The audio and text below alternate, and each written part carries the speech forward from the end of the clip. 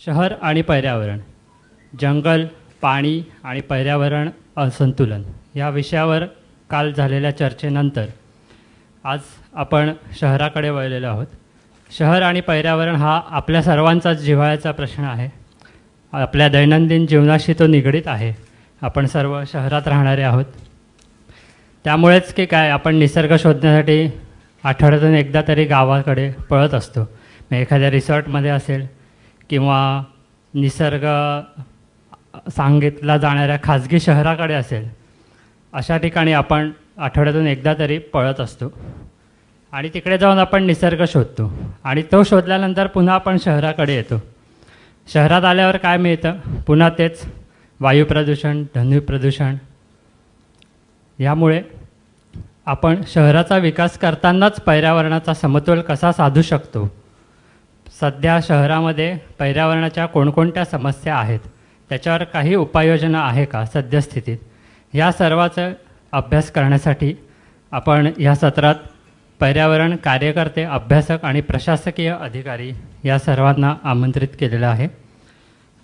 महेश झगडे, पुणे महानगर क्षेत्र विकास प्राधिकरणाचे आयुक्त, यांची वेगळी ओळख करून द्यायची गरज नाही आहे. एखाद्या प्रशासकीय अधिकाऱ्याने मनात आणलं तर काय करू शकतो, याचं उत्तम उदाहरण महेश झगडे यांनी यापूर्वीच्या दोन्ही त्यांच्या कार्यकालात दाखवून दिलेलं आहे. FDAमध्ये ते आयुक्त होते, ट्रान्सपोर्ट विभागात होते. यानंतर आपल्यासोबत आहेत पुण्याहून आलेले आहेत परिसर संस्थेचे सुजित पटवर्धन. पुण्यामध्ये 3 दशकाहून अधिक काळ ते पर्यावरणासाठी कार्यरत आहेत. ठाण्याहून प्राध्यापक विद्याधर वालवलकर, पर्यावरण दक्षता मंचाचे संस्थापक. ते प्राध्यापकही आहेत आणि ठाण्यातील पर्यावरणात सक्रिय त्यांचा सहभाग आहे. आणि खगोल मंडळाचे आणि प्रकाश प्रदूषणाचे अभ्यासक अभय देशपांडे आपल्याकडे आलेले आहेत. सर्वप्रथम आपण शहरात नेमक्या पर्यावरणाच्या काय समस्या आहे, त्याचं वास्तव म्हणजे जे आपण रोज अनुभवतो त्याचे काही आकडेवारी किंवा त्याचं जे काही वास्तव आहे ते आपण विद्याधर वालावलकर यांच्याकडनं जाणून घेऊयात. लोकसत्ताचा हा अत्यंत चांगला उपक्रम आहे आणि माझ्यापेक्षा भरपूर अनुभवी लोक सगळे आपल्या इथे बसलेले आहेत. मी फक्त त्यातला एक कार्यकर्ता आहे. म्हणजे अशा प्रकारचं कुठलं विशेष शिक्षण न घेतासुद्धा पर्यावरणामध्ये काहीतरी करावं म्हणून काही जे प्रयत्न केले त्या प्रयत्नातनं किंवा ते प्रयत्न करताना आलेल्या अनुभवातनं जे काही माझ्याकडे नॉलेज आलं ते मी सांगण्याचा प्रयत्न इथे करणार आहे. तुम्हाला माहिती आहे, प्रत्येक गावाला एक नाद असतो. म्हणजे त्या गावात तुम्ही डोळे मिटून जरी शिरलात ना तरी त्या गावाच्या आवाजावरनं तुम्ही गावाला ओळखू शकता. म्हणजे आम्ही कधीतरी 15 वर्षापूर्वी किंवा 20 वर्षापूर्वी ठाण्यात शिरलो तर बाहेर एक घोड्यांचा वास असायचा आणि टांग्यांचा नाद असायचा. तो हळूहळू हरवला आणि आता तिथे पूर्ण सगळं बस आणि रिक्षाचं साम्राज्य झालं आहे आणि वास जो आहे तो कार्बन मोनॉक्साईडचा आहे. आपण शहरी म्हणजे आत्ता मगाशी संयोजकांनी बोलताना असं म्हटलं की आपण सगळ्या पर्यावरणावरची चर्चा करून आता शहराकडे वळलो आहे. आपण नाही वळलो, सगळी मानव संस्कृती शहराकडे वळली आहे. प्रत्येकाला असं वाटतं की शहर झालं म्हणजे आपली प्रगती झाली. किंबहुना तुम्ही दूरदर्शनवरच्या सगळ्या ॲडव्हर्टाईज बघा, त्या ॲडव्हर्टाईजमध्ये असं दाखवलं गेलेलं, म्हणजे ते कुठल्या पक्षाच्या आहेत किंवा सोडून द्या, पण त्याच्यामध्ये असं म्हटलं गेलेलं की आपल्याकडे ATM आलं, आपल्याकडे विमानतळ आलं म्हणजे आपली प्रगती झाली. आणि ती इतक्या प्रकर्षाने आपल्याला सांगण्यात आलेली आहे वारंवार की आपल्याला असं वाटतं की खरंच थोडं चकाचक बसायला मिळालं, चांगल्या प्रकारची थोडं स्टीलची प्लेट्स लावलेल्या पाट्या आल्या म्हणजे आपली प्रगती झाली. आणि दुर्दैवाने इथेच आपण सगळेजण या सगळ्याच्या अत्यंत म्हणजे आकर्षक असलेल्या एका भुलभुलैयामध्ये अडकतो. आणि याच्यामध्ये अडकल्यानंतर आपल्याला असं वाटतं की हे सगळं म्हणजे प्रगती. आणि दुसऱ्या बाजूने या प्रगतीचा संपूर्णपणे अर्थ न कळलेले किंवा या प्रगतीचा फायदा ज्या लोकांना झाला त्या फायद्याचा उपयोग कसा करावा याचंही लोकशिक्षण न झालेले अनेक लोक या समाजामध्ये आहेत आणि त्यांच्यापर्यंत पर्यावरणाचा कुठलाही विषय आजपर्यंत पोचलेला नाही. आणि हे सगळ्यात मोठं चॅलेंज आहे. बघा, तुम्ही आठवून बघा, एक पिढी अशी आहे आपल्याकडे गेल्या 50 वर्ष स्वातंत्र्योत्तर शिकलेली की ज्याला पर्यावरण नावाचा शब्दच आत्ता इतक्या उशिरा कळला. पर्यावरणातली साधी टर्मिनॉलॉजी माहिती नाही. ग्लोबल वॉर्मिंगचं नातं ह्या दैनंदिन जीवनाशी काय आहे हे करताना अनेक लोक त्याचं नातं फक्त वाढलेल्या टेम्परेचरशी जोडतात. परंतु त्याचा होणारा मायक्रोबायल परिणाम आपल्या शहरावरती किती आहे आणि वेगवेगळ्या येणाऱ्या डिसीजचं पण कारण हे ग्लोबल वॉर्मिंग आहे इथपर्यंत ते जोडू शकत नाही. कारण इतका विचार करायला वेळ कोणाला आहे. आणि त्यामुळे या सगळ्याचा विचार करत असताना जवळजवळ 20 वर्षापूर्वी मी ठाणे शहराच्या वाहतुकीचा अभ्यास केला. आणि त्या वाहतुकीचा अभ्यास केला त्यावेळेला मला असं सांगण्यात आलेलं की या वाहतुकीचं नियमन करण्यासाठी आता रस्ते मोठे व्हायला लागलेत. आणि सगळे आनंदित झालेले की रस्ते आता मोठे होत आहेत आणि त्यामुळे आपल्याला एकदम रस्त्यावरनं सुखरेव चालायला मिळणार. आणि बरोबर ते 4 वर्ष मी जो अभ्यास केला तेव्हा 4 वर्षांनी मला असं कन्क्लूड झालं की रस्ते जे आहेत ते कदाचित 10% वाढले असतील, पण त्यावेळेला वाहनाच्या संख्येमध्ये जवळजवळ 8 पट वाढ झालेली 4 वर्षामध्ये. म्हणजे नुसती रस्ते मोठे करणार अशी हूल लागल्यानंतर सुद्धा लोकांनी भरमसाठ वाहनं खरेदी केली. हा जो परिणाम आहे ना याच्या मागे एक मोठ्या प्रकारची आर्थिक शक्ती सातत्याने काम करत असते. आणि ही आर्थिक शक्ती त्या वस्तू विकण्यासाठी मोठ्या प्रमाणावरती अशी ॲडव्हर्टाईज करत असते. आणि त्यातनं असं एक वातावरण तयार होतं आणि माहोल तयार होतो. त्यावेळेला असं वाटतं की हे सगळं करणं म्हणजेच आपण प्रगतीच्या पथावरती चाललो आहे. आणि मग मोठ्या संख्येने वाहनांची खरेदी करता करता करता ती 20 ते 22 पट वाहनं झाली त्यावेळेपेक्षा. तुम्ही विचार करा की आता सगळी जर चुकून वाहनं रस्त्यावरती आली आमच्या शहरामध्ये, सगळी वाहनं चुकून एका दिवशी रस्त्यावरती आली तर त्यातली 20% वाहनं ही दुसऱ्या वाहनाच्या वरती उभी करायला लागतील. आणि त्यांना चालायला म्हणजे हालायला तर मिळणारच नाही. आता इतक्या मोठ्या प्रमाणावरती जर वाहनं आली तर त्यांचा दुष्परिणाम होणार की नाही, तर नक्की होणार. म्हणजे लोक मला असं म्हणतात की त्या वाहनांच्या प्रदूषणाचा एकूण प्रदूषणावरती किती इफेक्ट असेल. तर मी नाही म्हणत, पण एशियन कंट्रीजचा ज्यांनी अभ्यास केला आहे ते असं म्हणतात की एकूण वायू प्रदूषणामध्ये एशियन कंट्रीजमध्ये 60% वायू प्रदूषणावरती जो परिणाम आहे तो केवळ वाहनांचा आहे. जर इतक्या मोठ्या प्रमाणावरती वाहनांचा दुष्परिणाम होत असेल तर वाहनांना पर्याय शोधणारे किती प्रयत्न आता होतात. म्हणजे ठाणे शहरामध्ये अशा स्वरूपाचा अभ्यास करताना अनेक सजेशन्स, म्हणजे मी असा प्रयत्न केला, लोकसत्ताच्या मदतीनंच केलेला, मी असा प्रयत्न केला की सर्वसामान्य माणसांनी त्यांची सजेशन लिहून द्यावीत वाहतूक समस्येवरती. आणि त्यांनी सजेशन लिहून दिलेली. आणि ती सजेशन म्हणजे किती 300 लोकांनी आर्टिकल्स लिहून दिलेली मला. आणि त्यातनं हे माझं नॉलेज नाही आहे, हे त्यांचं नॉलेज आहे. त्यांनी दैनंदिन ज्या वेळेला समस्या सगळ्या अनुभवल्या तेव्हा त्यांनी विचार करून काढलेली सोल्युशन्स होती. आणि ती सगळीच्या सगळी सोल्युशन त्या सगळ्या पत्रकाच्याद्वारे योग्य त्या व्यक्तीपर्यंत पोचवायचं काम आम्ही त्यावेळेला केलेलं. परंतु त्यातली इम्प्लिमेंट किती झाली तर दुर्दैवाने नाही झाली. म्हणजे कळव्याचा एवढा मोठा ब्रिज जो आहे तो कळवा आणि नवी मुंबईला ठाण्याशी जोडणारा आहे, हा त्यावेळेला तिथल्या कळव्यात राहणाऱ्या रहिवाशांनी असं सांगितलेलं की हा ब्रिज जो आहे हा कळव्याच्या खाडीवरती लगेच खाली उतरवू नका, तर हा ब्रिज थोडासा पुढे नेऊन तो नवी मुंबईच्या रस्त्यावरती त्याचं एक ऑफशूट आणि एक ऑफशूट खारेगावच्या दिशेने खाली उतरवा, कारण फ्युचरमध्ये इथली वस्ती वाढणार आहे. फ्युचर म्हणजे किती फ्युचर, तर ज्यावेळेला अशा प्रकारची चर्चा चालू झाली तेव्हा नगराचं जे नियोजन करणारे सगळे लोक होते त्यांचं म्हणणं आहे की बघू 50 वर्षांनी होणार आहे ते, आणि ते 5 वर्षात झालं. आपल्या वाढण्याची जी गती आहे ना त्याच्याकडे जवळजवळ दुर्लक्ष करत किंवा त्याचा एकूण आवाका न घेता आपण जे प्लॅनिंग केलं ना त्या प्लॅनिंगमुळे आपल्या एकूण म्हणजे ती जी कोण वाहनांची जी वाहतूक आहे ना त्या वाहतुकीची वाताहत झालेली आहे. तुम्ही विचार करा, इतक्या मोठ्या संख्येने इतक्या चारही बाजूने मुंबईमध्ये दररोज येणारे कम्युटर्स आहेत. या कम्युटर्ससाठी फॅसिलिटी उत्पन्न करावी अशा प्रकारचा कुठला विचार आत्तापर्यंत झाला आहे. रेल्वेचा पास महाग करावा का स्वस्त व्हावा याच्यावरनं जेवढे लोक अस्वस्थ आहेत तेवढे आम्हाला स्विफ्टली एका जागेवर बसून मुंबईत प्रवेश करता यावा म्हणून झगडणारे किती लोक आहेत. खरं म्हणजे देशाची जर आर्थिक राजधानी मुंबई असेल तर त्याच्यामध्ये येणाऱ्या प्रत्येक माणसाला जर योग्य प्रकारच्या फॅसिलिटी जर मिळाल्या तर त्याची जी क्रयशक्ती आहे ना ती 10 पटीने जास्त वाढेल. चेपून मोपटून जे सगळे मुंबईत उतरतात ना जेव्हा रेल्वेतनं त्यावेळेला त्यांच्यामध्ये कुठली शक्ती असते की ज्याच्यातनं ते चांगलं काम करतील. कधीतरी हा विचार करायला पाहिजे की नाही. हा विचार कधीच होत नाही. एखादा जरी कॉन्टॅजियस डिसीज मुंबईमध्ये शिरला तरी तो पसरायचं सगळ्यात मोठं साधन आहे ती आपली कम्प्युटर सिस्टीम. रेल्वेतनं तो सहजपणे सगळीकडे पसरू शकतो. म्हणजे आपलं सुदैव आहे की आपल्याकडे 3 वेगवेगळे ऋतू आहेत, म्हणून कुठलाही रोग आपल्याकडे 4 महिन्याच्या वरती टिकत नाही. हे देवाने दिलेलं वरदान आहे, म्हणून आपण सगळे जिवंत आहोत. नाहीतर एखादा रोग वाढत वाढत वाढत आणि पसरत पसरत तो इतके वर्ष जिवंत राहिला असता की आपल्याला सर्वाईव्ह होणं कठीण झालं असतं. निसर्गाने दिलेलं वरदान आहे म्हणून आपण जिवंत आहोत, विचार करा. नाहीतर एखाद्या विशिष्ट सीझनमध्ये असलेला एखादा ऋतू जर आपल्याकडे 8-8 महिने जर थंडी असती ना, तर आपल्यातले अनेक लोक केवळ रोगाने मेले असते. हा आपल्या सगळ्या दैनंदिन जीवनाशी जोडलेला जो विषय आहे ना, ज्याच्यातनं होणारं प्रदूषण आणि ज्याच्यातनं होणारा आवाज, या दोन्ही गोष्टीवर, म्हणजे मला आता संयोजकांनी असं सांगितलं की या 2 विषयावरती तुम्ही शक्यतो बोला. खरं म्हणजे बोलायचं झालं तर पर्यावरणावरती भरपूर आहे.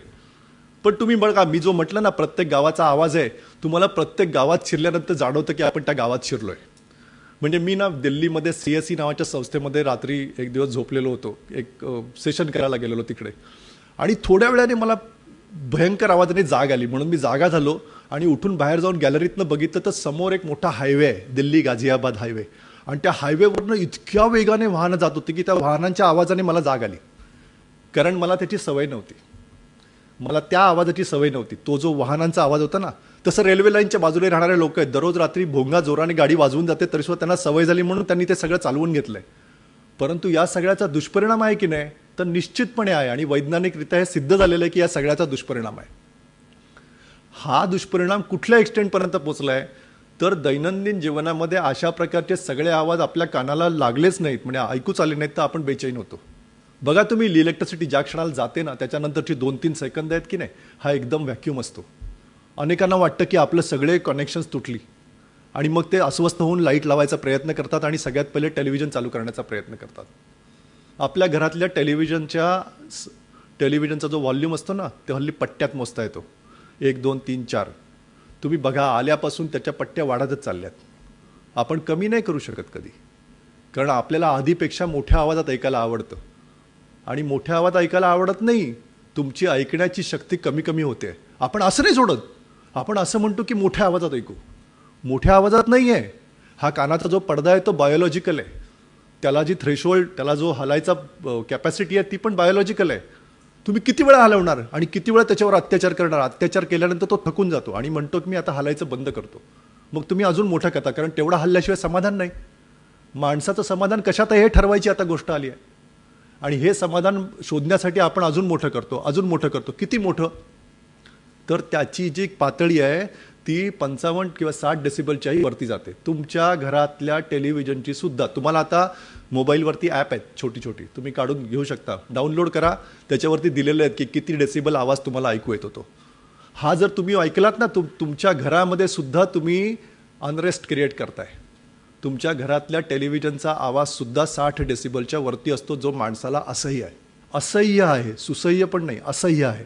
आणि अशा प्रकारचा आवाज आपण डेली ऐकून आपण इतके निगरगट्ट झालो आहे, आणि त्याच्यातनं आपल्याला कळत नाही की आपण, बघा तुम्ही, म्हणजे मला नेहमी आश्चर्य वाटतं की, म्हणजे मीही 2 अनुभव घेतल्यानंतर मी आता जाणं सोडलं त्याला. मोठे मोठे जलशे होतात संगीताचे, या जलशामध्ये आपण जर पुढच्या रांगात बसलेले असाल तर मी गॅरंटी देतो की 15-20 कार्यक्रम ऐकल्यानंतर तुमचे कान ठार बहिरे होतील. एवढ्या मोठ्या आकाराचे तिथे म्युझिक सिस्टीम लावलेल्या असतात, त्या सगळ्या सिस्टम्स लावलेल्या असतात, ऑडिओ सिस्टम्स, आणि तुम्हाला ठराविक वेळानंतर, म्हणजे 15 ते 20 मिनिटांनंतर ऐकू येणं पूर्ण बंद होतं.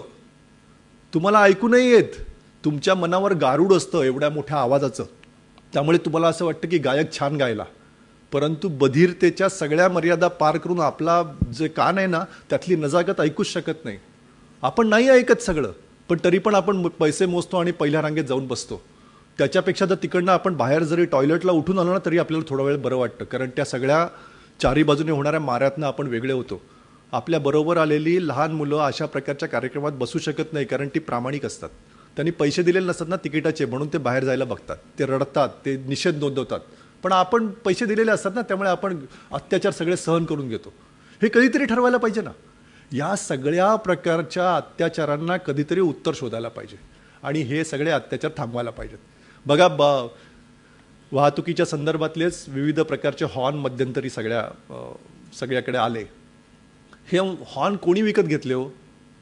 हे तुम्ही आम्हीच विकत घेतले ना. तुम्हाला आम्हाला असं वाटतं की हा हॉर्न वाजवावा, ही पहिली बेसिक प्रवृत्ती जी आहे ना, माझं स्वातंत्र्य आणि माझं स्वातंत्र्य जपताना मी दुसऱ्याच्या स्वातंत्र्यावर अतिक्रमण केलं तरी चालेल, हे सगळ्यात पहिले थांबायला पाहिजे.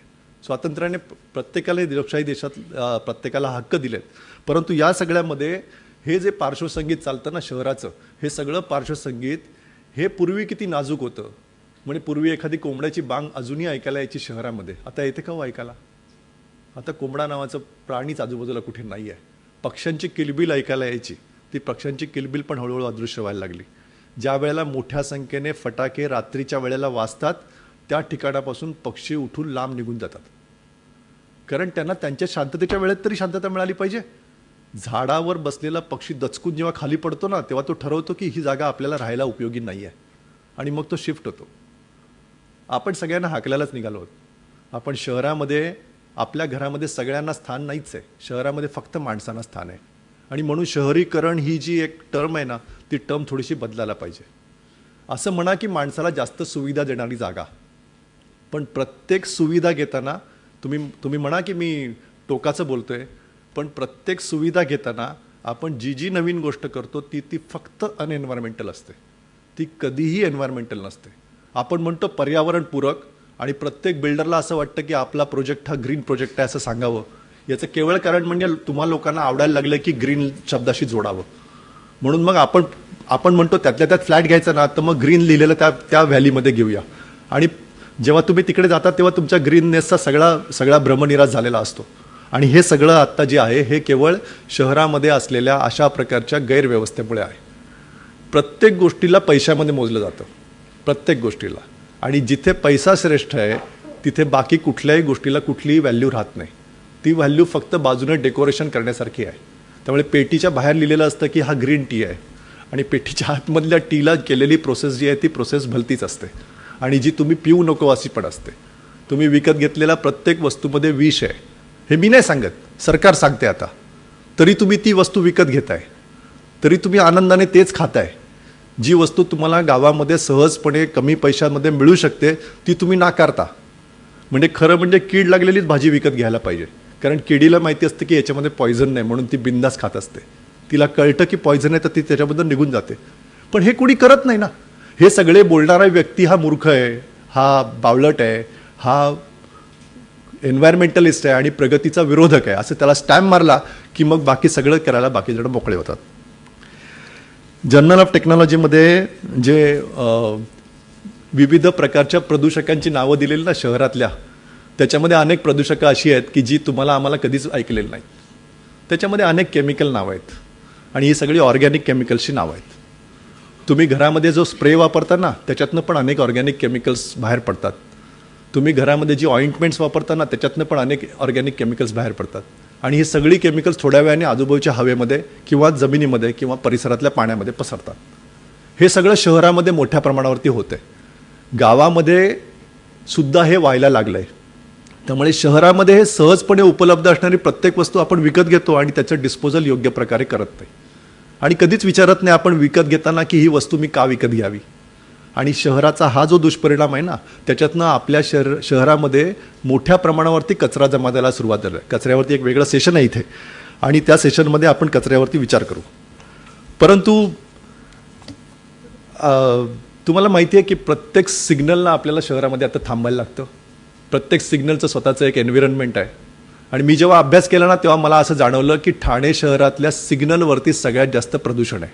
परंतु सिग्नलवरती जो बोर्ड लागलेला आहे ना, तो साहेब आम्हाला सांगतोय की आमची हवा शुद्ध आहे, कारण ते सरकारी आकडे लिहिलेले आहेत.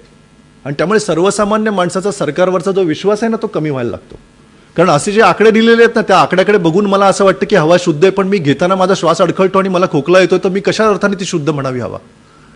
मी जेव्हा या सगळ्याची चौकशी करायला सुरुवात केली तेव्हा मला त्यांनी सांगितलं की जे रिडिंग आहे ना हवेचं, ते जमिनीवर घेत नाही, जमिनीपासून 2 मजले उंच म्हणजे 18 ते 20 फुटावरती घेतात. आता जर मला श्वास खालती जमिनीवरती घ्यायचा तर 18 ते 20 फुटावरती रिडिंग घेऊन मी काय करावं. त्यामुळे अशा स्वरूपाच्या वैज्ञानिक गोष्टींना अति महत्त्व देऊन सर्वसामान्य माणसाला शुद्धपणे मूर्ख बनवण्याचा हा धंदा आहे. ज्या माणसाला ज्या परिस्थितीत जगायचं आहे त्या परिस्थितीची खरी ओळख त्याला करून दिलीच पाहिजे. शहरात आलेल्या माणसाला सांगितलंच पाहिजे की तू जर शहरात राहणार असशील ना तर तुझं 20 वर्ष आयुष्य कमी होणार आहे. आणि हे मी नाही सांगत, परत सायंटिफिक रिपोर्ट गेल्या 6 वर्षातले लोकसत्तामध्ये आलेले सगळे रिपोर्ट वाचा. Scientifically it is proved that शहरामध्ये आलेल्या माणसाचं 20 वर्ष आयुष्य केवळ शहरात राहिल्यामुळे कमी होतं आहे. आणि हे शहरातल्या पोल्युशनमुळे होतं आहे. आणि या पोल्युशनचा 60% भाग हा वाहनामधनं येतो आहे, 40% भाग हा इंडस्ट्री आणि आधीच्या मार्फत येतो. आणि हा सगळा भाग असा आहे, तुम्हाला माहिती आहे का, की तुम्ही ना एखादी गोष्टीवरती रिसर्च किती व्हावा तर तुम्हाला एक एशियन स्काय शॉपमध्ये मॉर्निंग वॉकर सापडतो की ज्याच्यामध्ये तुम्ही झोपायचं बेडरूममध्ये आणि पाय फक्त मॉर्निंग वॉकरमध्ये ठेवायचे आणि त्याला मॉर्निंग वॉकरचं बटन दाबल्यावर तुमचे पाय तो हलवतो आणि तुम्ही मॉर्निंग वॉक करताय असं तुम्हाला वाटतं. You don't feel it is your mockery. हां, आपल्याला आपण माकड बनवतो असं नाही वाटत. आपण बनवतोय की. आता ह्या गतीने तुम्ही मला असं सांगा की अशा प्रकारच्या प्रदूषणापासून माणसाला वाचवणारा मास्क तयार करणारा कोण आहे? तो दुर्दैवाने नाही, कारण तो विकलाच जाणार नाही, तो त्याला मार्केटच नाही आहे. मला हे महत्त्वाचं वाटतं की अशा प्रकारे या शहरामध्ये सुद्धा जगताना ज्या ज्या आवश्यक वस्तू वाटतात, म्हणजे प्रदूषणापासून नीट जगायचं आहे ना तर तुम्हाला चांगल्या प्रकारचा मास्क वापरणं आवश्यक आहे आणि त्या मास्कने तुम्हाला फिल्टर केलेली हवा दिली पाहिजे. तर असा मास्क बनवणारा कोण आहे दाखवा. कुठली कंपनी याच्यावर रिसर्च करते दाखवा. अशा प्रकारचा रिसर्च दुर्दैवाने नाही. त्यामुळे तुम्ही एकच फक्त गोष्ट घ्या, पार्टिक्युलेट मॅटर, हवेमधलं पार्टिक्युलेट मॅटर. याच्यामध्ये इतके मेटलचे कण आहेत, ज्या प्रत्येक मेटलच्या कणाला स्वतःचं घनता आहे, स्वतःचं वजन आहे. जेव्हा तुम्ही ते इनहेल करता तेव्हा ब्रह्मदेवाचा बाप पण आतमध्ये उतरला तरी ते बाहेर काढू शकत नाही. फुफ्फुसात गेलेली कुठलीही गोष्ट कुठल्याही योगिक प्रक्रियेने सुद्धा किंवा ऑपरेशन करून सुद्धा बाहेर काढता येत नाही. आतमध्ये गेलेले सगळे पार्टिक्युलेट मॅटर जेव्हा आपलं वजन प्रूव्ह करतात त्यावेळेला ते फुफ्फुसाच्या त्या त्वचेच्या आतमध्ये, म्हणजे फुफ्फुसाचं जे आतलं वावरण आहे ना त्याच्या आतमध्ये घुसतात आणि ते आरपार जातात. विचार करा, तुमच्या फुफ्फुसासारखी डेलिकेट वस्तू जर अशा प्रकारच्या गोष्टींनी भरली गेली आणि त्याच्यापासून अशा प्रकारचा दुष्परिणाम जर व्हायला लागला तर तुम्हाला कॅन्सर झालं तर नवल काय. मला प्रामाणिकपणे सांगावं असं वाटतं की जेव्हा आम्ही पहिल्यांदा आमच्या सोसायटीत राहायला आलो तेव्हा 60 लोक सोसायटीत होते. 1 मिनिट बरोबर. त्या 60 लोकांमध्ये मी सगळे मिळून आम्हाला फक्त एकच घर माहिती होतं की ज्या घरामध्ये कॅन्सरचा पेशंट आहे आणि त्या घराबद्दल साहजिक सहानुभूती आपल्याला वाटायची. आज आमच्या सोसायटीतल्या किमान एक 10 ते 12 घरामध्ये कोण ना कोणतरी कॅन्सरचा, आयदर त्या घरात किंवा आजूबाजूला कोण ना कोणतरी कॅन्सरचा माणूस आहे. तुम्ही विचार करा, इतकं मोठं झाल्यानंतर सुद्धा मी सावध होत नाही आहे. अजूनही मी शहराकडे आणतोय, आपल्या मुलाला पण शहरात सेटल व्हायला लावतोय. म्हणजे मी प्राध्यापक आहे, मी शिकवतो वर्गामध्ये, मी मुलांना सांगतो की पळून जा, शहरापासून पळून जा. तुमचं आयुष्य 20 वर्षांनी जर वाढायचं असेल ना तर शहरापासून पळून जा. इतकं असह्य हे. मी ध्वनी प्रदूषण आणि वायू प्रदूषणाच्या आकडे देऊन काही होणार नाही. तुम्हाला कळेल का की आपल्या थ्रेशोल्ड लिमिटपेक्षा हे जास्त आहे किंवा आपल्याला सुसह्य लिमिटपेक्षा हे जास्त आहे. सुसह्य लिमिट कोणाला, तर सगळे जेव्हा सशक्त आणि बलवान असतील ना त्याचं सुसह्य लिमिट आहे ते. एखादी गोष्ट मला टॉलरेबल केव्हा होते, जेव्हा मी शक्तिमान आहे त्यावेळेला होते. सगळेच आपण आपल्या गरजेपेक्षा जास्त धावणारे आहोत, आपली सगळी एनर्जी कमी झालेली आहे. त्या अवस्थेमध्ये अशा प्रकारची हवा घेऊन, अशा प्रकारचं पाणी घेऊन आणि अशा प्रकारच्या वातावरणात जगण्याची जी सर्कस करतोय ना आपण, ती सगळी सर्कस अनाकलनीय आहे. आणि ती कशा करता करतो आणि त्याचा उपयोग कशा करता करतो याची प्रत्येकाने विचार करायची आवश्यकता आहे. मला जेवढा वेळ दिला त्याच्यात मी जेवढं मांडू शकलो तेवढं, पण हा विषय खरं म्हणजे 1-2 दिवस बोलायचा विषय आहे. पण मला ते लोकसत्ताने इथे संधी दिली आणि बोलायला इथे सांगितलं त्याबद्दल मी त्यांचा आभार मानतो. धन्यवाद सर. जसं सर आत्ता म्हणाले की आपण दुसऱ्याच्या स्वातंत्र्यावर आक्रमण करतो आणि आपली मजा घेत असतो, तसंच काहीचं शहर विकासाच्या बाबतीत झालं आहे. आपण निसर्गाच्या स्वातंत्र्यावर आक्रमण करत शहराचा विकास करत गेलो आहे. म्हणजे अनेकदा आपण असं म्हणतो की अरे इथे 5 वर्षापूर्वी झाडं होती, आता 5 बिल्डिंग उभे राहिले. तर शहराचं नियोजन करता, म्हणजे शहर नको आहे का, तर शहर हवं आहे, विकासही हवा आहे.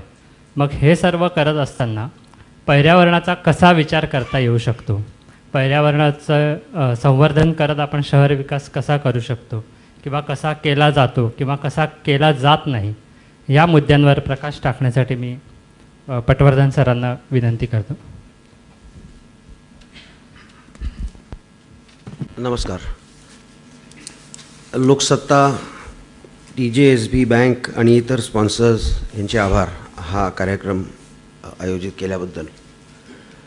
आपल्याला बोलायला सांगितलं आणि त्याच्या अगोदर जो वक्ता आहे तो प्राध्यापक वालावलकरांसारखा असला तर कधी कधी मोठे प्रश्न पण होतात, प्रॉब्लेम्स होतात. कारण बरेचसे आपले मुद्दे जे मांडणार आहोत आणि आपल्याला असं वाटतं की आपण त्याच्याबद्दल काही माहिती देणार आहोत त्या अगोदरच मांडले गेलेले असतात. पण त्याचा फायदाही होतो की एका दृष्टीने काही गोष्टी इंट्रोड्यूस केलेल्या आहेत त्या परत परत सांगायला लागत नाहीत आणि दिलेल्या वेळामध्ये इतर ज्या गोष्टी आपल्या डोक्यात असतात त्या मांडायला संधी मिळते. तर मला बरेचसे त्यांचे मुद्दे असे वाटले की जे मला बरेच पटले. कारण आम्ही आता परिसर संस्था 1987 साली रजिस्टर केली. त्याच्या अगोदर 5-6 वर्ष इन्फॉर्मली आम्ही काम करत होतो आणि त्याचं मूळ कारण होतं की पर्यावरणाबद्दल जाण लोकांच्यात असावी. ही 1981-82 साली टेलिव्हिजन पण नव्हता आणि आम्ही स्लाईड शोज दाखवायचो आणि वाईल्ड लाईफ आणखीन पर्यावरण आणि थोडी टिंगल पण व्हायची त्याची की हे काय फॅड आहे सगळं पर्यावरणाचं, आपल्याकडे त्याचं काही रेलेव्हन्स नाही. तर आता पुष्कळ मोठ्या प्रमाणात त्याचं टेलिव्हिजनवरती, सिनेमा, इतर सगळ्या ह्याच्यात आणि लोकांची जाण पण खूप वाढलेली आहे. आणि आम्ही जवळजवळ गेली 15 वर्ष जास्ती अर्बन ट्रान्सपोर्टवरतीच काम करतो आहे. पर्यावरणाचं इतर पोल्युशन कशामुळे होतं आणि हे सगळ्यापेक्षा आत्ता प्राध्यापक वालावलकरांनी सांगितलं की 60% पोल्युशन हे वाहनांच्यामुळे होतं. आणि नुसतं पोल्युशन नाही पण इतर शहराचं डिस्ट्रक्शन पण वाहनांमुळे खूप होतं. पण तो आज विषय मी ट्रान्सपोर्ट आणि पर्यावरण ह्याच्यावर बोलणार नाही आहे, थोडासा पेरिफरल ह्याच्यावर येईल. पण मला जास्ती शहर नियोजन आणखीन पर्यावरण आणि पर्यावरण म्हणजे नुसतं पोल्युशन नाही पण इतर पण त्याचे जे घटक आहेत त्याचा जो काही इम्पॅक्ट होतो त्याच्यावर थोडंसं मांडावंसं वाटतं आहे, तसं करणार आहे. तर पुन्हा संदर्भ मला सारखे यांचे वालावलकर सरांचे येत आहेत की शहराचा वास असतो किंवा आवाज असतो. हे त्यांनी जे म्हटलं तसं प्रत्येक शहराची काहीतरी एक विशिष्ट एक क्वालिटी असते. आता आम्ही पुण्यात जेव्हा बोलतो ह्याच्यावर तर म्हणतो आम्ही मुंबईला समुद्र आहे, आपल्याकडे काही समुद्र नाही आहे. आता तो समुद्राची काय दशा असेल, सगळ्या बाजूनी चांगला ठेवला गेला असेल का नाही, पण एक समुद्र हे एक नॅचरल गॉड गिवन एक एन्व्हायरमेंट आपल्याला मिळालं आहे या शहराला. ती त्याचं एक वेगळंपण आहे. पुण्याला आम्ही म्हणतो की आमच्याकडे 3 नद्या आहेत, टेकड्या आहेत आणि लेक्स आहेत. मुंबईत पण आहेत पण पुण्यात आम्ही पुणे पुष्कळ लहान आहे. हिस्टॉरिकल बिल्डिंग्ज आहेत. तर पुण्याची वैशिष्ट्य काय आहे पुण्याबद्दल बोलताना, तर ते जे काही असेल तर ते जास्तीत जास्त आपण त्याचं जर संवर्धन करू शकलो आणि त्याला आत्ता सांगितलं की झाडं होती आणि त्या ठिकाणी बिल्डिंग आले, तर सगळ्या ठिकाणी काय झाडं वाचवून आपण बिल्डिंग थांबवू शकत नाही कारण शहरीकरणामध्ये हे करावंच लागतं. परंतु अशा बऱ्याचशा गोष्टी असतात ज्या त्या शहराच्या दृष्टीने इतक्या महत्त्वाच्या असतात की त्याचं आपण काहीतरी वेगळ्या तऱ्हेने विचार जर केला नाही आणि त्याचं जर प्रोटेक्शन केलं नाही, कन्झर्वेशन केलं नाही तर त्या शहराचंच काहीतरी जाणार आहे असं नंतर वाटतं आणि जर वाटेपर्यंत फार उशीर झालेला असतो. तर म्हणून आम्ही म्हणतो की आता प्रत्येक शहराची जी ओळख आहे, त्याची जी युनिक हेरिटेज आहे, त्या कुठल्या गोष्टी आहेत त्याची कुठेतरी एक जंत्री होणं आवश्यक आहे. आता आम्ही पुण्यात जसं म्हणतो की नद्या आहेत, नद्यांच्यामध्ये नद्याची वाट लावणंच चालू झालेलं आहे कारण नद्यामध्ये रस्ते केलेले आहेत आणि हे पुन्हा ट्रॅफिकशी कनेक्टेड आहे की पुन्हा संदर्भ त्याचा थोडासा आला, मला त्याचा उपयोगच होतो की ठाण्यामध्ये रस्ते वाढवल्यानंतर प्रॉब्लेम दूर होईल असं वाटलं पण त्यांनी काही दूर झाला नाही आणि तो होत नाही. जगात कुठेही रस्ते जास्ती वाढवून ट्रॅफिक प्रॉब्लेम कुठेच दूर झालेलं नाही आहे. उलट जेवढे रस्ते जास्ती बांधतो तेवढे वाहनांना मेसेज पोचतो की या आम्ही नवीन रस्ते केलेत, आता या रस्त्यावर तुम्ही यायला लागा. पुण्यात लक्ष्मी रोडसारख्या ठिकाणी आम्ही शक्यतो 4 व्हीलर वाहन नेत नाही आणि नेलं तर मग तो ड्रायव्हर पाहिजे, त्याच्याकडे मोबाईल पाहिजे, तो तुम्हाला सोडतो आणि तुमचं काम झालं की त्याला मोबाईलवर बोलवता मग तो तुम्हाला पिकअप करायला येतो. तोपर्यंत तो कुठे पोलिसांना अवॉइड करत थांबत असतो किंवा पार्क करत असतो आपला प्रश्न नाही. पण त्याला पण एक लिमिट येणार आहे, त्यानंतर काय त्याचा उपयोग होणार नाही. बऱ्याच ठिकाणी आता ड्रायव्हर पण घाबरतात, कुठे बी गाडी थांबवा आम्हालाच विचारतात, म्हणजे तू ड्रायव्हर असेल तर तू शोध जागा. तर हे हा जो प्रॉब्लेम झालेला आहे की जिथे आज वाहनं न्यायलाच अडचण आहे तिथे जर उद्या लक्ष्मी रोड दुप्पट तिप्पट किंवा चौपट मोठा केला तर काय होईल? जे आज म्हणतात की नको लक्ष्मी रोडला जायचं ना, माझी बायको म्हणते मी कुठेतरी जंगली महाराज रोड किंवा भंडारकर रोडला गाडी थांबवते आणि रिक्षा घेऊन जाईन. मग रिक्षा घेतल्यानंतर पार्किंग वगैरे सगळं बघायला लागत नाही. पण आता जर रस्ता चौपट मोठा केला तर सगळे लोक म्हणतील चला रस्ता मोठा केला आपण आपलं वाहन घेऊन जाऊ. म्हणजे हे डायरेक्ट कनेक्शन आहे की ट्रॅफिक आणि ट्रान्सपोर्टेशन प्रॉब्लेमकडे बघताना दोन पद्धतीने बघता येतं. एक म्हणजे त्याची इन्फ्रास्ट्रक्चर वाढवणं, म्हणजे रस्ते वाढवणं, फ्लायओव्हर वाढवणं, पार्किंग वाढवणं. आणि दुसरा, आणि ते केलं तर नुसतं वाहनांना प्रोत्साहन मिळतं आणि जास्तीत जास्त वाहनं येतात. आणि दुसरा मार्ग असा आहे की त्या एवढ्या वाहनांची तिथे गरजच आहे का पब्लिक ट्रान्सपोर्टने येऊ शकतो, का काही थोडं अंतर सायकलने जाऊ शकतो, पायी जाऊ शकतो.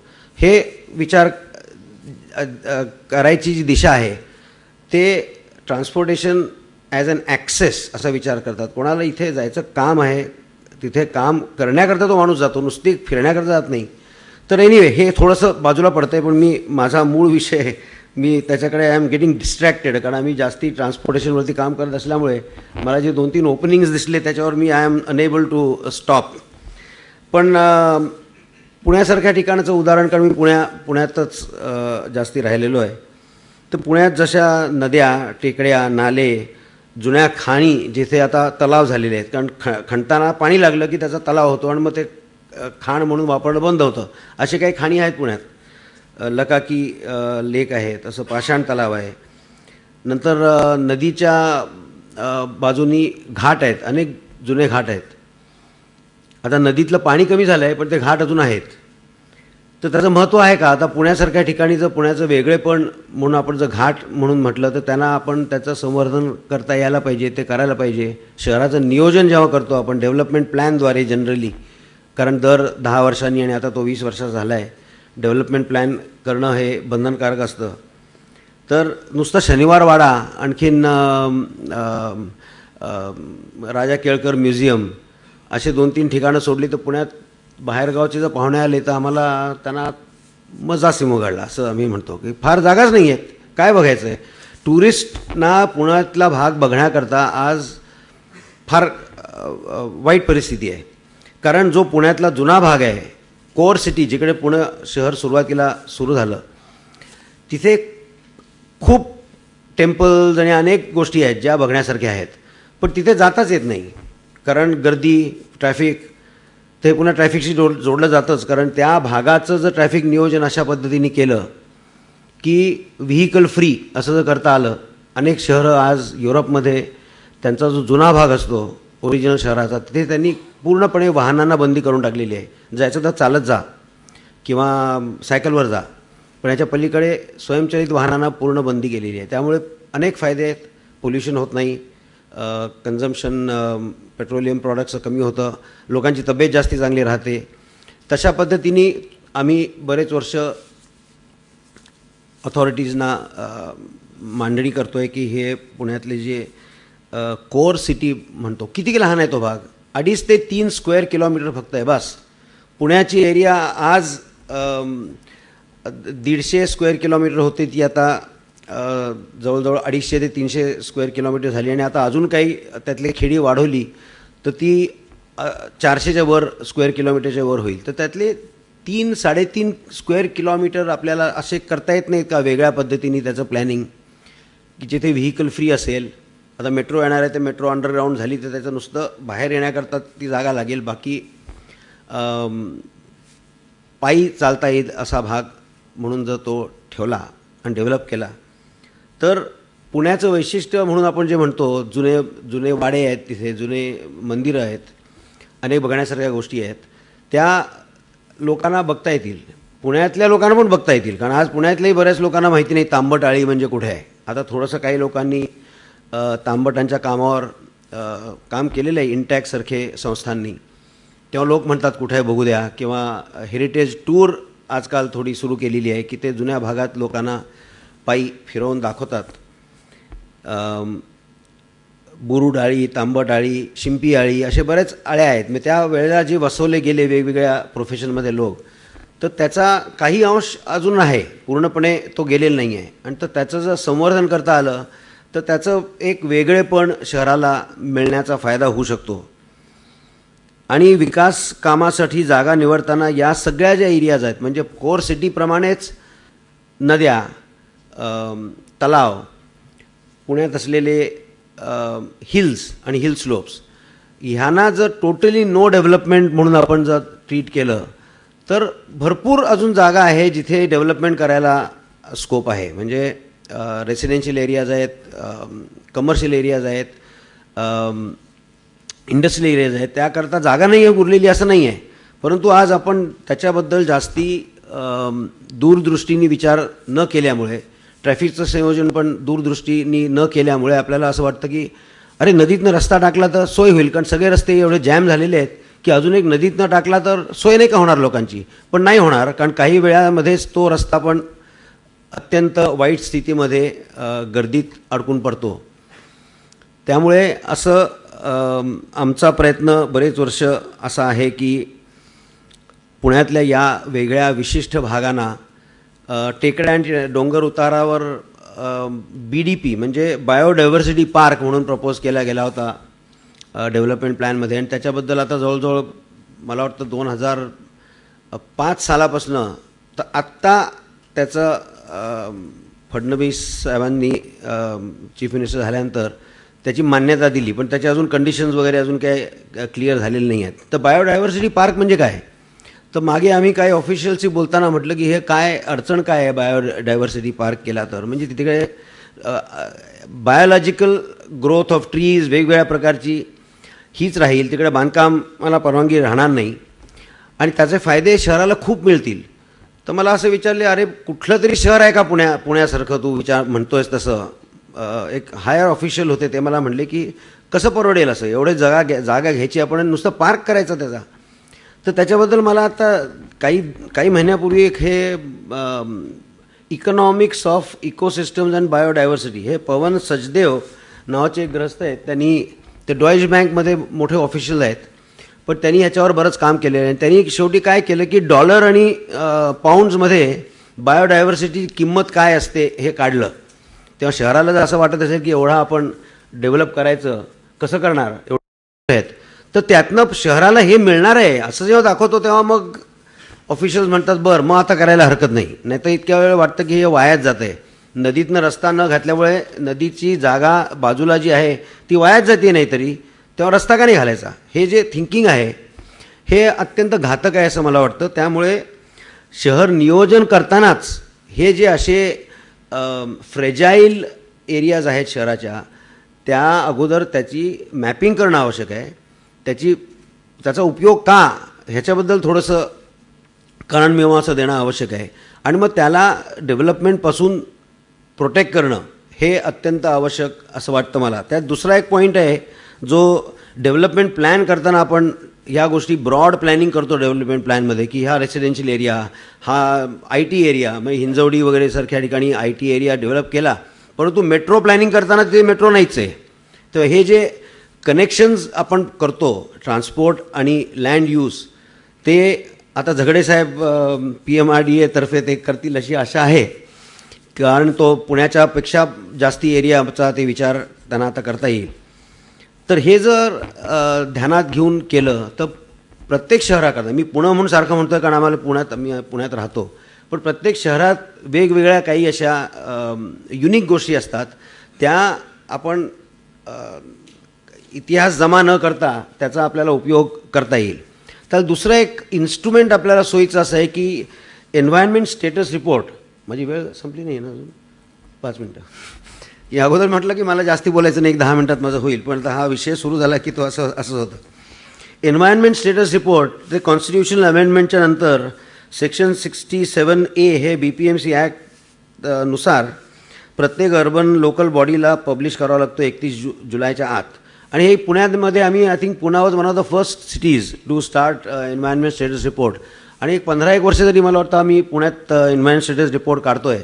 त्यात एन्व्हायरमेंटची सद्यस्थिती, त्यामध्ये सगळ्या घटकांचा लँड यूज, हेल्थ, विद्युत पुरवठा, शैक्षणिक सुविधा, आर्थिक, वाहतूक, पाणी पुरवठा, सांडपाणी, नॉईज पोल्युशन, जैवविविधता या सगळ्या गोष्टींचा आढावा घेतला जातो आणि काय परिस्थिती आज आहे.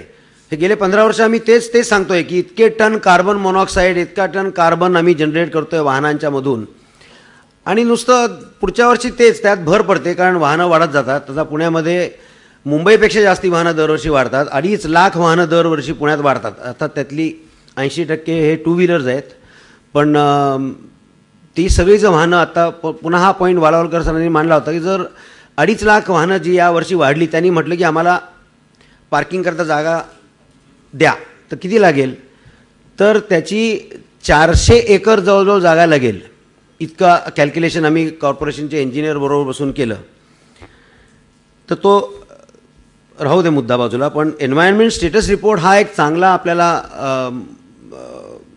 ओकेजन आहे जिथे आपल्याला आज शहराच्या मध्ये अडचणी, एन्व्हायरमेंटल अडचणी काय आहेत त्याचं एक जंत्री मिळू शकते. पण त्याचं आपण काही करत नाही, नुसतं यादी करतो, पुढच्या वर्षी त्यात भर पाडतो. पण खरं काय करायला पाहिजे की डेव्हलपमेंट प्लॅनमध्ये काही त्यातल्या गोष्टी घालायला पाहिजेत आणि बजेटमध्ये काही घालायला पाहिजे. दरवर्षी कॉर्पोरेशन बजेट करतं आणि त्यात ठरवतं की ह्याच्यात खर्च करणार, ह्याच्यात खर्च करणार, शिक्षणाकरता एवढा करणार. तर त्यामध्ये जर असं दिसतंय की गेल्या 10 वर्ष 15 वर्ष हे कार्बन इतकं वाढतंय वाहनांच्यामुळे, तर त्याच्यावर ते ॲमिलियरेट करण्याकरता आपण काय करू शकतो का, हे जोपर्यंत होत नाही तोपर्यंत नुसते अभ्यास दरवर्षी येत राहणार आणि त्याचा काही उपयोग होणार नाही.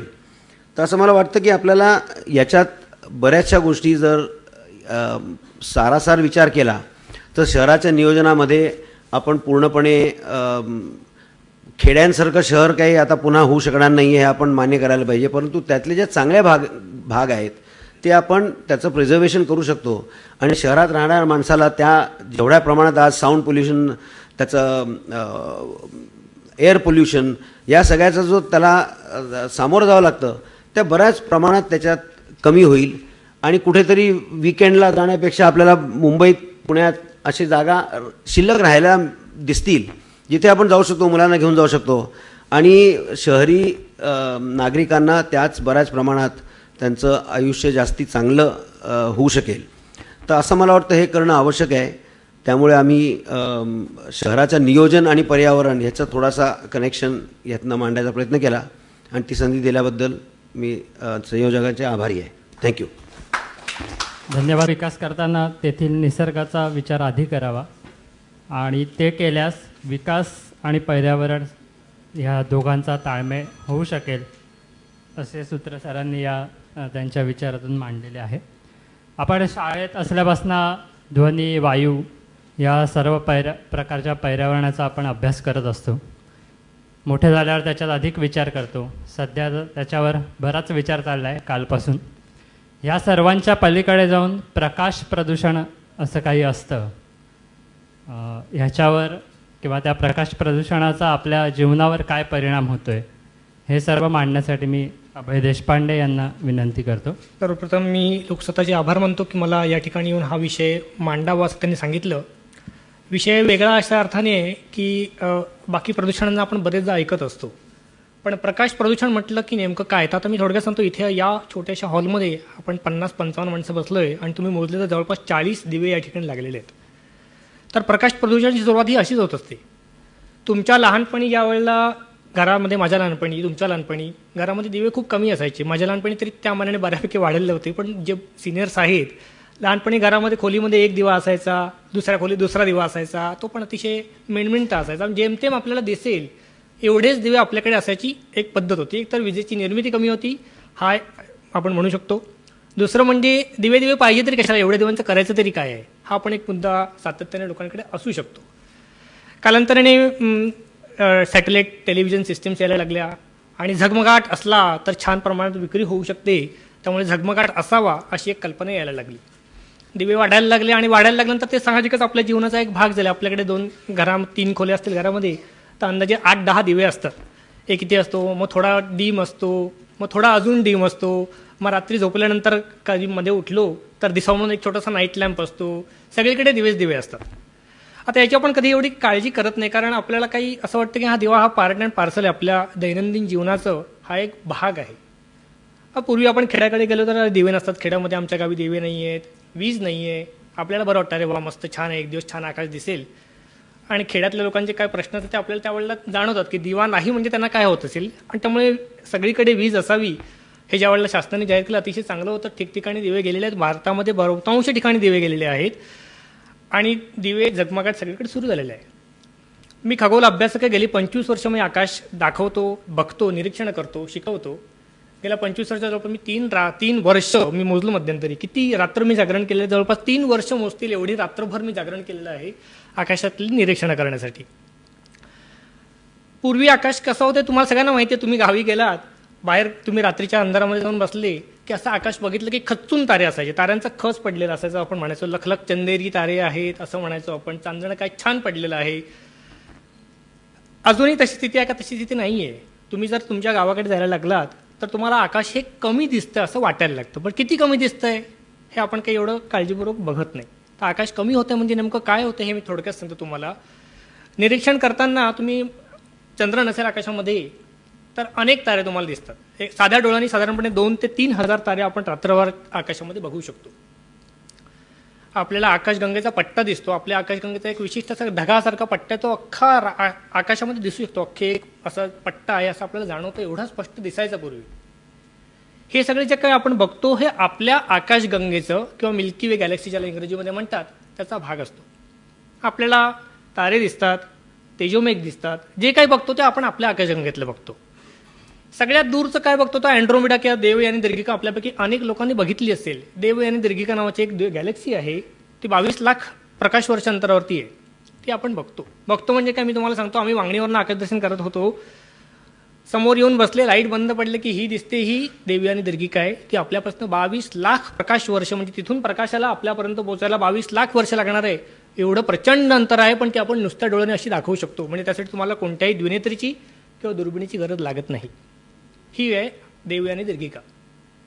आता स्थिती कशी होत चाललेली आहे. तुम्ही गेलात तर तुम्हाला जेमतेम काही तारे दिसतात. तारे कमी दिसायला लागलेले आहेत. आकाशगंगेचा पट्टा हा जवळपास दिसेनासा झालेला आहे आणि देवयानी दीर्घिका ही जेमतेम दिसते किंवा कधी कधी दिसतच नाही. तर हे जे प्रदूषण आहे हे जे परिणाम आहेत हे प्रकाश प्रदूषणामुळे आलेले आहेत. प्रकाश प्रदूषण हा तसा आपल्या देशामध्ये नवीन विषय म्हणूनच मांडला पाहिजे कारण तेवढ्या प्रमाणात त्याच्यावरती अजूनपर्यंत काम कोणी विशेष केलेलं नाही आहे. आकाश दिसल्यानंतर काय फरक पडतोय? मला बऱ्याच वेळा तुम्ही बघता तरी काय एवढं 25 वर्ष तू बघतोय नेमकं बघतो तरी काय आकाशामध्ये? मी म्हटलं आता काय सांगू तुम्हाला. आकाशामध्ये अनेक वस्तू आहेत पण परत त्याच त्या बघून तुम्हाला काय म्हणलं तसं नाही आहे. आकाशाचा मी अभ्यासक आहे. मी व्यवसायाने मी वैज्ञानिक आहे. मी फिजिसिस्ट आहे. मी आकाशाचा अभ्यास करतो हा फिजिक्सच्या अनुषंगाने करतो की आकाशातल्या घटना कशा असतात त्याच्यातनं आपल्याला जे काही स्टेलर रिव्होल्यूशनचे पॅटर्न्स कसे ठरवता येतात हा माझा विषय आहे. त्याच्यासाठी मी आकाश बघतो. पण सर्वसामान्यपणे जर कोणी आकाश बघायला गेलं तर तुम्हाला छान वाटतं. तर काही असं वाईट वाटत नाही तुम्हाला. ते चांगलं वाटतं. अतिशय आल्हाददायक अशी ती घटना असते आणि आकाश बघावं असं सातत्याने आम्ही सांगत असतो. त्याचं कारण हेच आहे की आकाशाकडे बघा आणि वैज्ञानिक दृष्टिकोनातनं बघा. या अंतराळातली जी काही गूढ आहेत ते तुम्हाला समजून घेता येतील. त्याच्यामागचं वैज्ञानिक कारणं तुम्हाला कळतील आणि त्या अनुषंगाने तुम्ही आकाश बघितलं पाहिजे. आकाश बघितलं नाही तर काही फरक पडणार नाही. ॲब्सोल्युटली अशा अनेक गोष्टी आहेत ज्या नाही बघितल्या आपण कधीच तर काही फरक पडणार नसतो. पण जर मी तुम्हाला सांगितलं की 2050 पर्यंत भारतातनं बहुतांश ठिकाणवरनं आकाश मेजॉरिटी लोकांना दिसणारच नाही आहे. देवयानी दीर्घिका दिसणार नाही आहे. मिल्की वेचा जो पट्टा आहे तो देखील दिसणार नाही आहे. आणि काही ठळक तारे वगळता भारतातनं 2050 नंतर चांदण जे पिठूर चांदण आपण म्हणतो ते बहुतांश कुठूनही दिसणार नाही आहे. तर ती नक्कीच काळजी करण्यासारखी गोष्ट असणार आहे. काहीही कारण नसताना आपण आकाशाची प्रत हळूहळू घालवतो. आकाशाची प्रत काय असते? किती सुंदर आकाश दिसतं याच्यावरती आम्ही आकाशाची वर्गवारी करतो. एक प्रतीचं आकाश दिसेल ते सर्वोत्कृष्ट मानलं जातं. तिथून तुम्ही सगळ्या गोष्टी अतिशय सुंदर पद्धतीने बघू शकता. आणि 9 हा सर्वात वर्स्ट पार्ट मानला जातो. मुंबई कुठे आहे सध्या? मुंबई 4 ते 5 म्हणजे बऱ्यापैकी वाईट आकाश याच ठिकाणी मुंबई, पुणे, नाशिक, महाराष्ट्रातली मोठी जी काही शहरं आहेत ही या वरच्या ठिकाणी कुठेतरी आलेली आहेत. महाराष्ट्रामध्ये कुठे 2 प्रतीचं आकाश आहे? चांगलं कुठेही नाही आहे. कोकणामध्ये काही ठिकाणी आणि विदर्भामध्ये चंद्रपूरच्या आसपास जे काही नॅशनल पार्क्स आहेत त्या ठिकाणी 2 ते 3 या बॉर्डर लाईनमधलं आकाश आहे. 1 ते 2 याच्यामध्ये महाराष्ट्रात कुठेही आकाश शिल्लक राहिलेलं नाही आहे. भारतामध्ये कुठे आहे? राजस्थानमध्ये आहे. पूर्वोत्तर भागामध्ये काही ठिकाणी आहे. 64 ते 65% भारतामध्ये आकाशाची प्रत ही सुमार या कॅटेगरीमध्ये सध्या होत चाललेली आहे. 2 ते 3 हजारपेक्षा तारे आपण बघू शकणार नाही. ही आजची स्थिती आहे ज्यावेळेला आपल्याकडे लाईट बऱ्यापैकी ठिकठिकाणी पोहोचलेलं आहे. आणि प्रगती आपली हळूहळू वाढत चांगली होत चाललेली आहे. प्रकाश प्रदूषण काय असतं तर तुम्ही हे लाईट लावलेली तिथे ठिकठिकाणी लाईट असतात, तुम्ही वरांड्यामध्ये लाईट लावता, हा लाईट जो आहे हा असा असतो तो तुम्हाला प्रकाश त्याचा दिसला पाहिजे, पण त्याचा बराच प्रकाश हा हॉरिझॉन्टली किंवा वरच्या साईडला जात असतो. त्यामुळे युटिलिटी पॉईंट ऑफ व्ह्यू प्रमाणे लाईट जो रस्त्यावरती लावलेला असतो तो कदाचित 40-45% हा ज्या प्रयोजनासाठी लावलेला त्याच्यासाठी असतो. इतर सर्व जो लाईट आहे हा पूर्णपणे वेस्टेज असतो. हे वेस्टेज तुम्हाला जाणवतं, ठिकठिकाणी असतं, दुरून पण ते वेस्टेज दिसतं. हा लाईट आकाशाकडे जात असतो आणि आकाशात जे काही पार्टिकल्स असतात त्याच्याकडनं स्कॅटर होऊन रिफ्लेक्ट होऊन हा परत तुमच्याकडे येत असतो. पूर्वी आकाश काळेशार असायचं रात्रीच्या वेळेला, आता ते आपल्याला पिवळसर दिसायला लागलेलं आहे. लालसर पिवळसर आकाश आपल्याला दिसतं. ही आपली आजची आकाशाची स्थिती आहे. याचे परिणाम केवळ खगोलशास्त्राच्या दृष्टीने सोडून देऊया. आमच्याकडे हबलसारख्या दुर्बिणी आहेत, ॲस्ट्रोसॅट आपलं काल गेलेलं आहे, आम्ही दुर्बिणी आकाशात पाठवलेल्या आहेत, त्या आकाशातनं निरीक्षण करून आम्हाला डेटा पाठवणारच आहोत. पण मग सर्वसामान्यांच्या जीवनावरती काय परिणाम होतो का? नक्कीच होतो. आपल्या डोळ्याची रचना का मी सांगत नाही आत्ता, 2 प्रकारचे पिगमेंट्स आहेत, त्याच्यामुळे आपण कलर विजन आणि black and white vision 2 pigment. रात्रीच्या वेळेला आपण रॉड्स ॲक्टिव्ह असतात, आपण रात्रीची ब्लॅक अँड व्हाईट विजन बघू शकतो आणि कलर विजनसाठी आपले कोन्स असतात, आयडोप्सिन आहे, आणि आपण दिवसा हे कलरफुल सगळं बघू शकतो. आसपास प्रकाशाचे प्रमाण जास्त असेल तर रॉड्सची ॲक्टिव्हिटी ही हळूहळू कमी होत जाते आणि रॉड्सचे बऱ्यापैकी पेरिफेरीला असतात आणि ते जास्त असतात, 6 पट जास्त असतात कोन्सपेक्षा. जर प्रकाश जास्त असला तर रॉड्सची ॲक्टिव्हिटी ही जवळजवळ कमी होत जाते आणि कालांतराने त्याची ॲक्टिव्हिटी लेवल खूपच कमी असणार आहे. याचा अर्थ डोळ्यातल्या सेल्सच्या बहुतांश सेल्स हे तुमच्या दृष्टीने निरुपयोग होत जाणार आहेत. आणि हा अभ्यास वैज्ञानिकांनी केलेला आहे. त्याचा दुष्परिणाम काय हे सांगितलं आहे. याच्या व्यतिरिक्त एक असतं गँग्लियन सेल्स, आपण त्याला म्हणूया. त्याच्यामुळे आपली जी रिदम आहे, दिवस आणि रात्रीची रिदम जी असते ही त्या सेल्समुळे आपण राखू शकतो. हे पण प्रकाशामुळे ॲक्टिवेट होतात. प्रकाशाची पातळी जर जास्त असेल तर ही जी रिदम आहे दिवस रात्रीची, त्याच्यासाठी आपल्याकडे एक मेकॅनिझम आहे, सर्कॅडियन मेकॅनिझम आपण त्याला म्हणतो. तर ती मेकॅनिझम डिस्टर्ब होऊ शकते आणि त्याचे दुष्परिणाम हे सायकोलॉजिकल परिणाम असतात, हेल्थ वाईज परिणाम असतात आणि ते मोठ्या शहरांमध्ये आता दिसायला लागलेले. आपण दिवस रात्रीचा परिणाम आपला रात्री उशिरापर्यंत लाईट असतात आणि सकाळपासून लाईट असतो. त्याच्यामुळे आपली जी काय एक नैसर्गिक एक आवर्तन होतं झोपेच्या चक्राचं म्हणूया आपण, ते हळूहळू डिस्टर्ब होत चाललं. त्यामुळे मोठ्या शहरांमध्ये हे प्रॉब्लेम जास्त प्रमाणात, स्ट्रेस ज्याला म्हणतो आपण, तो जास्त प्रमाणात ह्याच्यामुळे देखील होऊ शकतो. हा झाला मानवांवरचा परिणाम. एक रिसेंट मी जस्ट विषयांतर होतं तरी सांगतो की इस्रायलचा एक ग्रुप आहे आणि अमेरिकेचा एक ग्रुप आहे. प्रकाश प्रदूषणामुळे स्त्रियांमधील ब्रेस्ट कॅन्सरवरती काय परिणाम होतो की नाही हा पहिला वादाचा मुद्दा म्हणूया आपण, पण त्याच्यावरती हे गेली 30 वर्ष संशोधन करत आहे आणि यांनी रिसेंटली काही पेपर पब्लिश झालेले आहेत त्याच्यामध्ये ते कोरिलेशन लावायचा प्रयत्न करतात. आता खऱ्या अर्थाने तो एकच कारण असेल का इतर पण कारणं असतील हे आत्ता तरी सांगणं कठीण आहे, पण लाँग रनमध्ये वैज्ञानिक असं म्हणत आहेत की प्रकाश प्रदूषणाचा ब्रेस्ट कॅन्सरशी परिणाम असू शकतो आणि हे सिद्ध करता येऊ शकेल. आणि त्याचा अर्थात आज जवळपास 6 अभ्यासगट त्याच्यावरती कार्यरत आहेत आणि कालांतराने ते काय खरं आहे, कितपत कोरिलेशन लावता येईल हे सबसिक्वेंटली कळेल. आज तो तेवढा 100% प्रूव्ह झालेला विषय नाही आहे. मानवांव्यतिरिक्त इतर कीटक असतात, आपल्यामध्ये बरेचसे नॉक्टर्नल असतात, प्राणी पक्षी असतात, ह्यांची सायकल मात्र डेफिनेटली डिस्टर्ब होते आणि हे सातत्याने बघितलं गेलं. आपल्याकडे देखील जे कासव असतात, कासव आणि सी टर्टल्स विशेष करून, तर यांच्या केसमध्ये ज्यावेळेला टर्टल जन्मतं त्यावेळेला चंद्र किंवा तारे यांचा संदर्भ घेऊन ते समुद्राच्या दिशेने जातं. ही त्यांची नॅचरल सायकल आहे. आणि गेल्या काही वर्षात असं दिसलेलं आहे की शोरच्या बाजूला जर लाईटची संख्या जास्त असेल तर काही टर्टल्स ही समुद्राकडे न जाता उलटीवरती रोडच्या रस्त्याच्या दिशेने जायला लागलेली आहे. त्यामुळे गेल्या वर्षी सरोवरांच्या आसपास ब्रीडिंग सीझनच्या वेळेला रस्त्यावरचे लाईट बंद करावे अशा अर्थाची एक मागणी गेल्या वर्षी काही ग्रुपने सुरू केलेली आहे. हा प्रकाश प्रदूषणाचा डायरेक्ट दुष्परिणाम आहे. आपल्याकडे मायग्रेटरी बर्डचा तेवढा अभ्यास, माझा तो विषय नाही आहे, मी त्याच्याबद्दल सांगू शकत नाही. मायग्रेटरी बर्ड विशेष करून मायग्रेटरी बर्डचा अभ्यास आपल्याकडे केला गेलेला आहे. अमेरिकन स्टॅटिस्टिक्स माझ्याकडे आहे, कारण फ्लॅप नावाची मोठी संघटना आहे.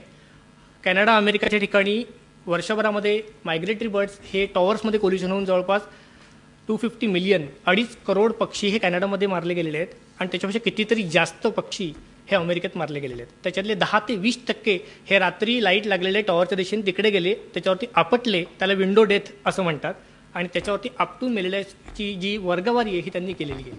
हा एक मोठा प्रॉब्लेम त्यांच्या देशामध्ये आहे. त्यामुळे त्यांच्या देशामध्ये रात्रीच्या वेळेला लाईट ऑफ टॉवर अशी एक संकल्पना त्यांनी आणलेली आहे. प्रकाश हा सर्वांच्या दृष्टीने अतिशय आवश्यक आहे. आपल्याला माहिती आहे, आपल्याला नैसर्गिकरित्या प्रत्येक ठिकाणी प्रकाश लागतो. एक म्हणजे आपल्याला अंधाराची भीती असते. अंधाराची भीती काय असते? तर अज्ञाताची भीती असते. आपले सेन्सेस जे आहेत ते प्रकाशामुळे जास्त आपण योग्य प्रकारे वापरू शकतो असं आपल्याला वाटतं. पण खऱ्या अर्थाने एवढ्या प्रचंड प्रकाशाची आपल्याला गरज आहे का, हा विचार आपल्याला कधी ना कधी केला पाहिजे. सुदैवाने आपल्याकडे मी थोडं ग्रीन पिक्चर पेंट जरी केलं असलं तरी काही ठिकाणी का होईना आकाश छान दिसत आहे. आणि ते आज एवढी स्थिती आपल्याकडे वाईट नाही आहे. आपल्याकडे प्रदूषणाचे सगळे प्रश्न जेवढे बिकट होत गेलेले आहेत, अगदी टोकाला पोचल्यानंतर त्याच्यावरती जर उपाययोजना करायची असेल तर ती उपाययोजना देखील तेवढी टोकाचीच लागते. सुदैवाने आज आकाशाची स्थिती कदाचित एवढी खराब नसेल, पण ती कालांतराने होत जाणार आहे. उपाययोजना जर करायची असेल तर ती आपल्याला लवकर सुरू केली. आपल्याकडे कोणते असं स्पेसिफिक लेजिस्लेशन देखील नाही. 2 मिनिटं. लेजिस्लेशन देखील अजूनपर्यंत नाही आहे. तर ते असावं असं एकूण मत खगोल मंडळातर्फे आम्ही सातत्याने, आता हा विषय पण आमच्यासाठी अतिशय नवीन आहे. आम्ही जिथे जातो तिकडे या प्रकार आकाश खूप छान असायचं. ते खराब झाल्यानंतर आम्हाला जागली की अरे एवढं खराब झालं, आता काय करायचं आहे. तुम्ही दूर दूर म्हणजे किती दूर जाणार आहे. आणि त्यामुळेच आम्ही लोकांना सांगायला सुरुवात केली की प्रकाशाचा वापर करताना तुम्ही कमी करा म्हणेपर्यंत ते कसं असतं, सगळं चक्र असतं. प्रकाश आला नंतर हे मोबाईल आले, आकाश दाखवायचं, आम्ही सांगायचं टॉर्च बंद कर, मग लोक टॉर्च बंद करायचे. आता मोबाईल करतात. बरं, मोबाईलचा प्रकाश कमी म्हणतो, एवढे मोठे मोबाईल होत चाललेले हल्ली, त्यांचा स्क्रीन एवढा मोठा आहे की कलेक्टिव्हली प्रकाश हा टॉर्चपेक्षा वाईट वाटायला लागलेला आहे. त्याच्यामुळे आता मोबाईल पण बंद करा म्हटलं तसं होत नाही. 2 मिनिटांनी मोबाईल बघितला नाही तर बऱ्याच लोकांना चैन पडत नाही. तर आता प्रकाशाचे नवीन स्रोत हा मोबाईल देखील असणार आहे. तर बंदी आणून तुम्ही आणणार किती गोष्टीवरती आहे. बंदी आणणं काही शक्य होत नाही. सगळ्या गोष्टीवरती बंदी आणणं शक्य, त्यामुळे लोकांना सांगणं की तुम्ही याचा योग्य प्रकारे उपयोग करा. आम्ही सगळ्या लोकांना एक लाल रंगाचा जिलेटिन पेपर देतो, तुमच्या टॉर्चवरती किंवा मोबाईलवरती चिकटवा रात्रीसाठी. म्हणजे आपसुकच प्रकरण कमी झालेलं असतं. कमी म्हणजे तेवढ्यापुरतं कमी झालेलं असतं. बरोबर, लोकांना आली फोटो काढण्याची एक हौस असते. कुठे उभं राहिलं की एक फोटो काढला पाहिजे. मी दुर्बिणीनं डोळा लावतोय तर माझा फोटो काढला पाहिजे. आता फोटो काढावं तर फ्लॅशशिवाय काढायचं नसतं, भरभरून फ्लॅश मारूनच फोटो काढला पाहिजे. त्याच्यामुळे ग्लेअर येतो. हा जो माझ्या डोळ्यावरती आता येतो हा ग्लेअर आहे. ह्याच्यामुळे माझ्या डोळ्यात मला मागचे माणसं दिसणार नाही आहेत. आणि हा ग्लेअर हा one of the main source आहे रात्रीच्या ॲक्सिडेंटसाठी. पण आपल्याकडे कोणते रेग्युलेशन नाही त्याच्यावरती अजूनपर्यंत. महानगरपालिकेने दिवे ठिकठिकाणी लावलेच पाहिजे. दिवे लावताना ते खूप छान लागले पाहिजे आणि इल्युमिनेशन किती पाहिजे तर सगळीकडे छान दिसलं पाहिजे. बरं, तुम्ही तुमच्या गाडीचे दिवे लावणारच आहात तरी पण तुम्ही हा पण दिवा पाहिजे, तो पण दिवा पाहिजे. आता म्हणाल तर त्याच्यामध्ये दोषी आपण देखील आहोत आणि शासनाला दोष देण्यात काही अर्थ नसतो, कारण लोक मागतात आणि शासन त्यावेळेला ते पुरवण्याचा प्रयत्न करतं. दिव्यांची संरचना कशी असावी याचा काही नवीन अभ्यास लोकांनी केलेला आहे. योग्य वेळी आम्ही तो सबमिट करू अथॉरिटीजकडे. एक म्हणजे पांढरे दिवे नसावे असं आम्ही ॲस्ट्रॉनॉमर नेहमी म्हणतो. पांढरा दिवा हा आमच्यासाठी मारक आहे. जेवढे पांढरे दिवे येतील आम्ही त्यांना फिल्टर पण करू शकत नाही. सोडियम वेपर लॅम्पला ॲटलिस्ट फिल्टर लावून थोडी त्याची इंटेन्सिटी कमी तरी करता येते. पांढरे दिवे शक्यच नाही. पांढरे दिव्यात निरीक्षण करणं इम्पॉसिबल आहे. पिवळे दिवे असावे आणि त्याचा मॅक्सिमम जो झोत असेल तो जमिनीकडेच असावा. लॉसेस लेस दॅन 20% अशा दिव्यांची रचना आता अवेलेबल आहे मार्केटमध्ये, ती असावी असं आम्ही सातत्याने म्हणतो. नॅशनल याच्यावरती राष्ट्रीय विचार हा झाला पाहिजे. नाही झालं तर 30-40 वर्षानंतर आकाश दिसणार नाही आपल्या नवीन पिढ्यांना. ही लिगसी जी आपण वर्षानुवर्षे देत आलेलो ही राहणार नाही आहे. त्याच्यामुळे नॅशनल डार्क स्काय अथॉरिटी असली पाहिजे असं आम्ही सातत्याने मांडायला सुरुवात केली. सगळ्या ठिकाणी आम्ही म्हणतो की एक डार्क स्काय एजन्सी असावी आणि पहिल्या प्रथम भारतातल्या ठिकठिकाणच्या आकाशाची परत मोजण्याचा कार्यक्रम आपण केला पाहिजे. कुठे किती आकाश कसं आहे हे पहिले ठरवलं पाहिजे आणि त्याचं जास्तीत जास्त संवर्धन कशा प्रकारे करता येईल हे आपल्याला बघितलं पाहिजे. प्रकाश प्रदूषण हा सर्वात कमी लक्ष घातला गेलेला सध्याचा विषय आहे. एकतर आपण आकाशाकडे जास्त सिरियसली कोणी बघत नाही, पण केवळ गंमत 2 घटका मनोरंजन असं पूर्वी एक पुस्तक होतं महादेव शास्त्री जोशांचं. तर त्या 2 घटका मनोरंजनाकडे आपण आकाशाकडे बघत नाही, पण ते मनोरंजन नसून त्याचा लॉंग टर्म परिणाम कीटकांवरती, प्राण्यांवरती, पक्ष्यांवरती आणि तुमच्याहीवरती आज नाही तर 30-40 वर्षांतर होणारच आहे. हे तुम्ही विसरू नका. घरी गेल्यानंतर जे दिवे अनावश्यक आहेत ते तुम्ही बंद करा. तुमचं विजेचं बिल पण कमी होईल आणि आमच्यासारख्या निरीक्षकांना त्याचा नक्कीच फायदा देखील होऊ शकेल. धन्यवाद. धन्यवाद सर. थोडक्यात अनावश्यक ठिकाणी दिवे लावणे टाळा. त्याच्यामुळे आपण आपली जीवसृष्टी आणि आकाश हे दोन्ही वाचवू शकू.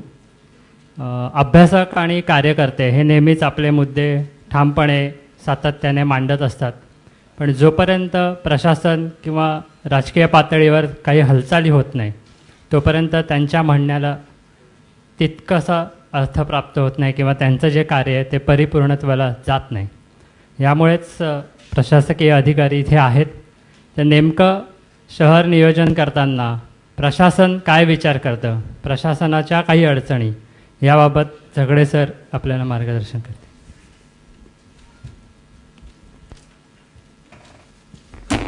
धन्यवाद. सर्वप्रथम मी लोकसत्ताला धन्यवाद देईल की त्यांनी एक मूळ विषयाला हात घातलेला आहे. कारण म्हणजे माझ्या दृष्टीने हा मूळ फंडामेंटल असा विषय आहे आणि तो केवळ शहर आणि पर्यावरण हा नसून माणसाचं अस्तित्व यापर्यंत तो जाऊन पोहोचतो. विषय प्रचंड मोठा आहे, त्याची व्याप्ती मोठी आहे आणि खरं म्हणजे त्याची पार्श्वभूमी थोडी दिल्याशिवाय आम्ही काय करू शकतो प्रशासनामध्ये हे सांगणं मुश्किल आहे. त्यामुळे मी एक माझ्या दिलेल्या छोट्याशा टाईम विंडोमध्ये तो पूर्ण करायचा प्रयत्न करेन. खरं म्हणजे याच्या अगोदरचा एक विषय व्हायला पाहिजे की हे प्रदूषण आणि पर्यावरण हे कशामुळे होतं. तर बेसिकली ते काही कोणी वाघाने केलं आहे किंवा सिंहाने केलं आहे किंवा कुत्र्याने केलं असं नाही, ते आपण केलेलं आहे हे मान्य केलं पाहिजे. आणि आपण करतो म्हणजे आपल्या वैचारिकतेमुळे करतो. त्यामुळे आपल्या वैचारिकतेमध्ये कुठेतरी प्रदूषण आलं आहे, त्याच्यामुळे हे प्रदूषण आलेलं आहे. त्यामुळे वैचारिक प्रदूषण टाळणं हे लोकसत्ताने खरं म्हणजे पुढची थीम करायला हरकत नाही. आणि मग बाकीचे प्रदूषण तर तसे ते मला वाटतं बऱ्यापैकी कंट्रोल होऊ शकतील. बेसिकली हे सगळ्या गोष्टी आलेल्या आहेत ते आपल्या थिंकिंगमध्ये कुठेतरी प्रॉब्लेम निर्माण झाला असल्यामुळे मग ह्या पुढच्या गोष्टी आहेत. प्रदूषणाची व्याप्ती आणि नागरीकरण म्हणजे मी फार विषयाला धरून तेवढ्यापुरतंच राहणार आहे की शहर आणि पर्यावरण या विषयामध्येच बोलणार आहे. कारण व्याप्ती मोठी जरी असली तर I must restrict my self. याच्यासाठी काही पॅरामीटर्स ठरवून दिले पाहिजेत आणि याच्यामध्ये सगळ्यात महत्त्वाचा पॅरामीटर म्हणजे की जे प्रदूषण करणारे घटक असतात आणि त्या घटकापैकी सगळे घटकाची आज सांगणं मुश्किल असल्यामुळे कार्बन डायऑक्साईड हा जो घटक सर्व जगामध्ये मान्य करण्यात आलेला आहे की त्याच्याशी रिलेटेड त्याचा उत्सर्ग किती होतो आणि त्याप्रमाणे प्रदूषण वाढलं जातं. मग त्याच्यामध्ये दोन्ही प्रदूषणाचा नंतर भाग येतो, प्रकाश प्रदूषण आहे. पण जनरली आपली लाईफस्टाईल ह्या आणि या ग्रहाचं अस्तित्व, माणसाचं अस्तित्व ज्याच्यावरती अवलंबून आहे त्यापैकी बऱ्यापैकी कार्बन डायऑक्साईडचा उत्सर्ग हा महत्त्वाचा आहे. आपल्याला माहिती आहे की वातावरणामध्ये कार्बन डायऑक्साईड हा एक फार कमी प्रमाणात असलेला एलिमेंट तुमचा वायू आहे, फार कमी प्रमाणात. त्याच्यामध्ये काही फार मोठं त्याचं अस्तित्व नाही जसं नायट्रोजनसारखं आहे किंवा इतर ह्याच्यासारखं आहे.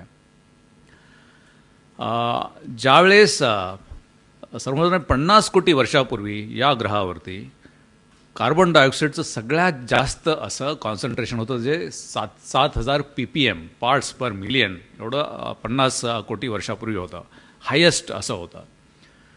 आणि 20 लाख की म्हणजे क्वार्टरनरी जो पिरियड होता म्हणजे कॅम्ब्रियन पिरियडमध्ये 7,000 ppm होता. नंतर क्वार्टरनरी म्हणजे सगळ्यात कमी जे होतं ते 180 ppm हे 20 लाख वर्षापूर्वी होतं. दोन एक्स्ट्रीम. 7,000 ppm अतिशय वाईट परिस्थितीत त्यावेळेस मला वाटतं त्यावेळेस कदाचित प्राणी मात्र पण कोणी त्याच्यामध्ये नसतील. आणि 20 लाख वर्षापूर्वी ज्यावेळेस प्राणी सुरू झालेले होते त्यावेळेस 180 ppm म्हणजे सगळ्यात स्वच्छ असा हा ग्रह त्यावेळेस होता. आणि आज किती आहे आपल्याला माहिती आहे? आज म्हणजे आज जो आहे तो 400 ppm आहे.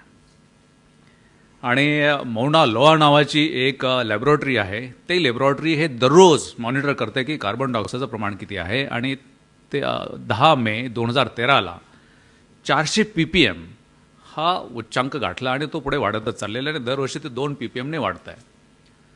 हे सांगण्याचं कारण असं आहे की याची कनेक्टिव्हिटी कुठेतरी नागरीकरणाची आहे, याची कनेक्टिव्हिटी कुठेतरी आपल्या मानसिक प्रदूषणाची आहे. याचबरोबर आपण माणसाचा उत्क्रांतीमध्ये आपण किती वर्षापूर्वी आपण माणूस होतो आणि माणूस कधीपासून झालो याच्याबद्दल जरी हे असले वादविवाद असले तरी मी सर्वपणे 3 लाख वर्षापासून आपण माणूस म्हणून या ग्रहावरती आहेत असं मी मानतो.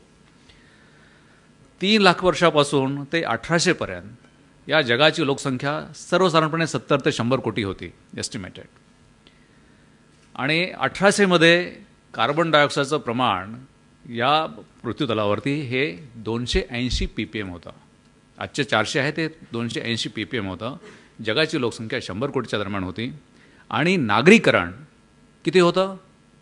फक्त 2% होतं. आपण जे आज शहर जे म्हणतो ते फक्त 2% होतं.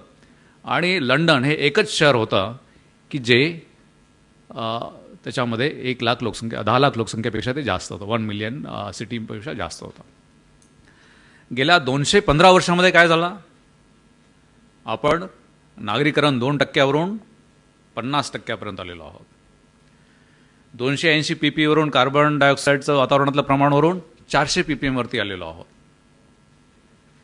आणि मग आपण आज हे पर्यावरणाचे प्रश्न चर्चा करत आहोत, हे खरं म्हणजे की ह्या कुठेतरी पॉप्युलेशन एक्सप्लोजन आणि एनर्जीचा उत्सर्ग याच्याशी कुठेतरी निगडीत आहेत. शहरीकरण हा भाग आहेच आहे, पण मानवनिर्मित जी आपण ऊर्जा तयार करतो आणि त्याचा वापर करतो त्याच्याशी पण ही निगडीत आहे. केवळ शहरीकरण आणि पर्यावरण हा तितकाच विषय आपल्याला संकुचित करता येणार नाही. आपल्याला माहिती आहे की माणसाला जगण्यासाठी म्हणजे निसर्गाने ज्यावेळेस माणसाला निर्माण केला त्याला 2000 ते 3000 किलो कॅलरीज ऊर्जा लागते. तुम्हाला आम्हाला की दररोज जर जगायचं असेल तर माणसाने आपल्या निसर्गाने ठरवलं की याला 2000-3000 किलो कॅलरीज ऊर्जा लागते. आज किती ऊर्जा आपण वापरतो? अमेरिकन माणूस ऑन ॲन ॲव्हरेज या 2000-3000 किलो कॅलरीच्या तुलनेमध्ये तो 2,30,000 किलो कॅलरीज ऊर्जा वापरतो. इंडियन माणूस हा जवळजवळ 15,000 किलो कॅलरीज ऊर्जा वापरतो. त्याच्यामुळे तेवढा तो कार्बन डायऑक्साईडचा तुमचा उत्सर्ग तेवढा वाढलेला आहे आणि म्हणून मग पर्यावरणाचं प्रदूषण आणि मग हे शहरीकरण आणि ह्या सगळ्या गोष्टी त्याच्यामध्ये आलेल्या आहेत. आपण असं धरून चालूया की अमेरिकेची लोकसंख्या मला होता 32 कोटी आहे. ह्या 32 कोटी लोकसंख्या जर त्यांनी फक्त निसर्गाप्रमाणे 2000-3000च कॅलरीज त्यांनी वापरल्या, किलो कॅलरीज जर वापरल्या तर किती लोकसंख्या सस्टेन करू शकेल? ते 3200 कोटी. आज या प्लॅनेटची लोकसंख्या ही 700.3 कोटी आहे, 730 कोटीपर्यंत आहे. पण केवळ अमेरिकेची ती ऊर्जा वापरतात त्या ऊर्जेचा आणि नैसर्गिक लागणाऱ्या ऊर्जेचा जर केला तर या प्लॅनेटवरती केवळ अमेरिकेच्या ऊर्जेच्या प्रमाणामध्ये 3200 कोटी. भारतीय माणसाला जर आपण नैसर्गिक अवस्थेत जर ठेवायचं जर म्हटलं तर आपण आज 800 कोटी म्हणजे भारत जितकी ऊर्जा वापरतो त्या ऊर्जेच्या प्रमाणात 800 कोटीचा आपण हे करू शकतो, म्हणजे पूर्ण प्लॅनेट आपण सस्टेन करू शकतो. त्यामुळे केवळ हे शहरीकरण आणि ह्याच्यामध्ये हा प्रश्न नसून प्रचंड वाढलेली लोकसंख्या गेल्या 200 वर्षामध्ये ऊर्जेचा वापर किती आहे? तुम्ही जर हे बघितलं असेल अलीकडचा रिसर्च आणि ह्या नागरीकरणाकडे मी नंतर येणार आहे की देर आर 2 थॉट्स की नागरीकरणामुळे पर्यावरणावरती इम्पॅक्ट होतो का नागरीकरणामुळे पर्यावरण वाढतं. हा फार गहन विषय आहे, कारण तिथे अजूनही एका केली नाही आहे की याच्यामुळे असंच होतं. आपल्याकडे मुंबई शहरामध्येच एक Indian international institute of population sciences आहे. त्याच्यामध्ये डॉक्टर अपराजिता चट्टोपाध्याय आणि कावेरी पाटील यांनी एक रिसर्च गेल्या 1-2 वर्षापूर्वी केला होता. त्यांच्या रिसर्चप्रमाणे ग्रामीण भाग आणि शहरी भागामध्ये जे काही एमिशन्सची लेवल आहे, जी ऊर्जेशी आहे, ती ग्रामीण भागामध्ये 1 असेल तर शहरी भागामध्ये 16 आहे. जे तुम्ही म्हणता त्याप्रमाणे बरोबर आहे की शहरीकरण झालं की पर्यावरणाचा ऱ्हास होतो. त्याच्यामध्ये परत अजून त्यांनी पुढचा अभ्यास केला की श्रीमंत, अतिश्रीमंत आणि गरीब. आपण नुसतं अतिश्रीमंत आणि गरीब याच्यामध्ये चर्चा करूया. शहरामधील जो अतिश्रीमंत आहे तो मध्यमवर्गीय किंवा गरिबापेक्षा 16% जास्त प्रदूषण करतो. 16 टाइम्स, नॉट 16%, 16 टाइम्स जास्त प्रदूषण करतो. ग्रामीण भागातील नॉर्मल माणूस आणि श्रीमंत माणूस, नॉर्मल माणसापेक्षा श्रीमंत माणूस ग्रामीण भागातला 8 पट जास्त प्रदूषण करतो, उत्सर्ग करतो. म्हणजे पाटलाच्या वाड्यावरती 8% ऊर्जा जास्त वापरली जाते तुमच्या ह्याच्याप्रमाणे आणि त्याप्रमाणे तिथे हे होतं. त्यामुळे गरिबी आणि श्रीमंती, शहर आणि नागरीकरण ह्या सगळ्यामध्ये कुठेतरी ऊर्जा आणि आपण त्याचा अविरत जो वापर करतो आणि ह्या जगाला आपण कुठेतरी एका प्रदूषणाच्या खाईमध्ये लोटतो आहोत, हे आलेलं आहे. हे कावेरी पाटील आणि अपराजिता चट्टोपाध्याय यांच्या एक्झॅक्टली उलट फाइंडिंग्स एक विलियम मेयर्स नावाचे associate professor of geography in Colgate university त्यांनी मांडलेलं आहे की एन्व्हायरमेंटल ॲडव्हान्टेजेस ऑफ सिटीज. त्यांचं म्हणणं असं आहे की शहरीकरण जर झालं तर ह्या जगाचं पर्यावरण सुधारेल, असं त्यांचा याच्या एक्झॅक्टली अपोजिट आहे. त्यामुळे मी सुद्धा कन्फ्यूज आहे की निश्चित मानायचं कोणाचं.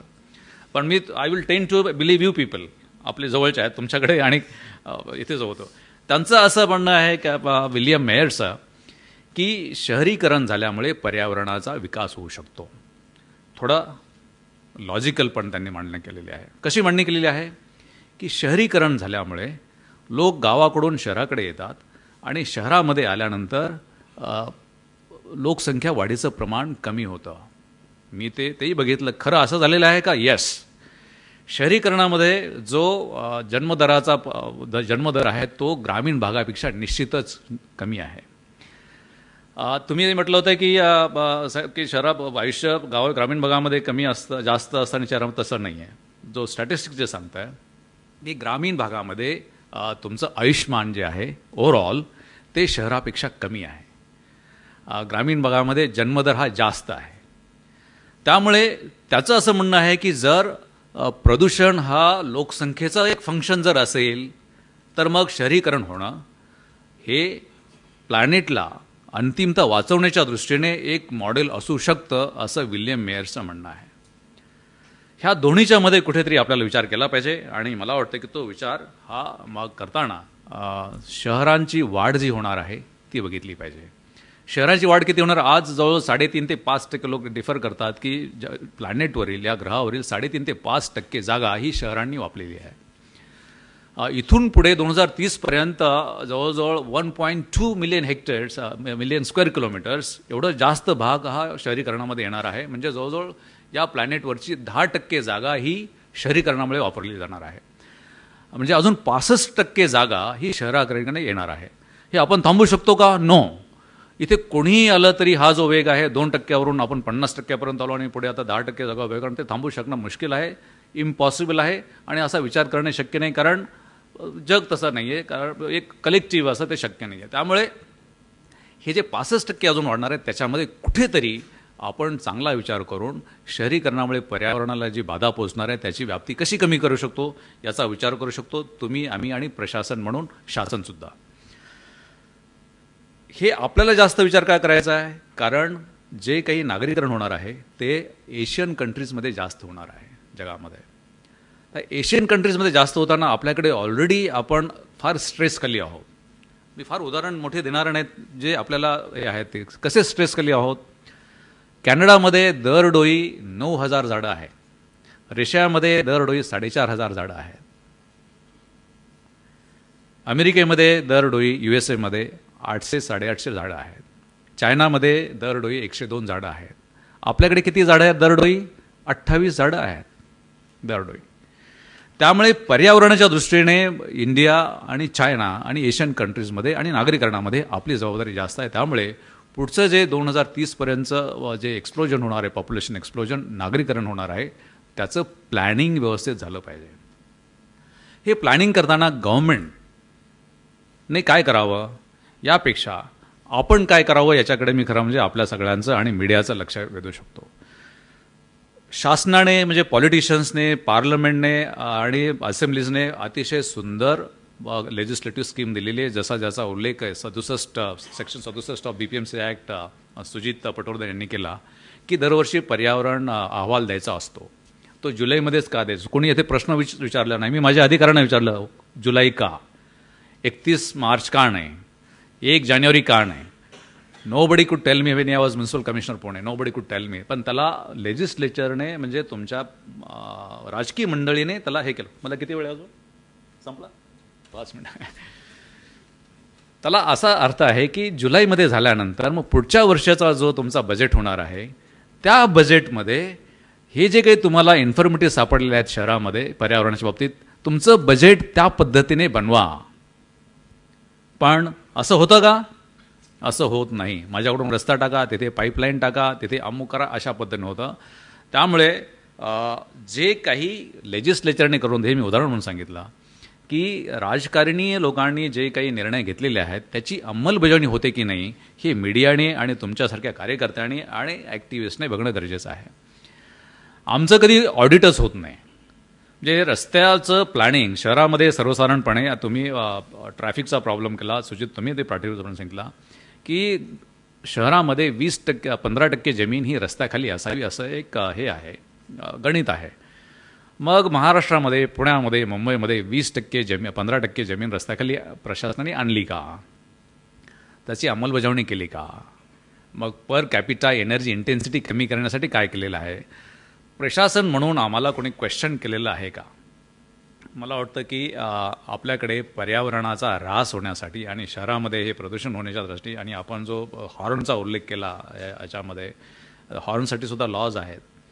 आमच्याकडे कुणाचं लक्ष नाही आहे की ह्या दृष्टीने की मला नवीन कायदे करणं यापेक्षा आहे त्या कायद्याची जर अंमलबजावणी केली तर मला वाटतं की आपण 80-90% आपण ग्राउंड कव्हर करू शकतो. हे तुम्ही बघायचं आहे. प्लॅनिंगच्या दृष्टीने खरं म्हणजे या देशामध्ये आता आहे त्या शहराचं रिट्रोफिटिंग करून पर्यावरणाच्या सांगड घालून कसं इम्प्रूव्हमेंट करणं, जे अटल मिशन असेल किंवा स्मार्ट सिटी असल्या त्याच्यामधून होईलच. पण नवीन शहरं होताना आता PMRDसाठी मी सांगतो, म्हणजे ते कदाचित सगळ्यासाठी लागू राहील, म्हणून मी सांगतो की नवीन शहरं वसवताना आम्ही त्याच्यामध्ये काय बघणार आहोत आणि जे काय बघितलं गेलं पाहिजे की लिव्हेबिलिटी इंडेक्स, म्हणजे जो आपण राहणीमानाचा जो एक इंडेक्स आहे तो भारतातील शहरांचा जर आपण काढला आणि जागतिक पातळीवरती कम्पेअर केला आणि जगामध्ये जर 100 शहरांना लिव्हेबिलिटी इंडेक्स 1 ते 100 जर केले तर भारतातील एकही शहर नाही. अतिशय वाईट परिस्थिती आहे.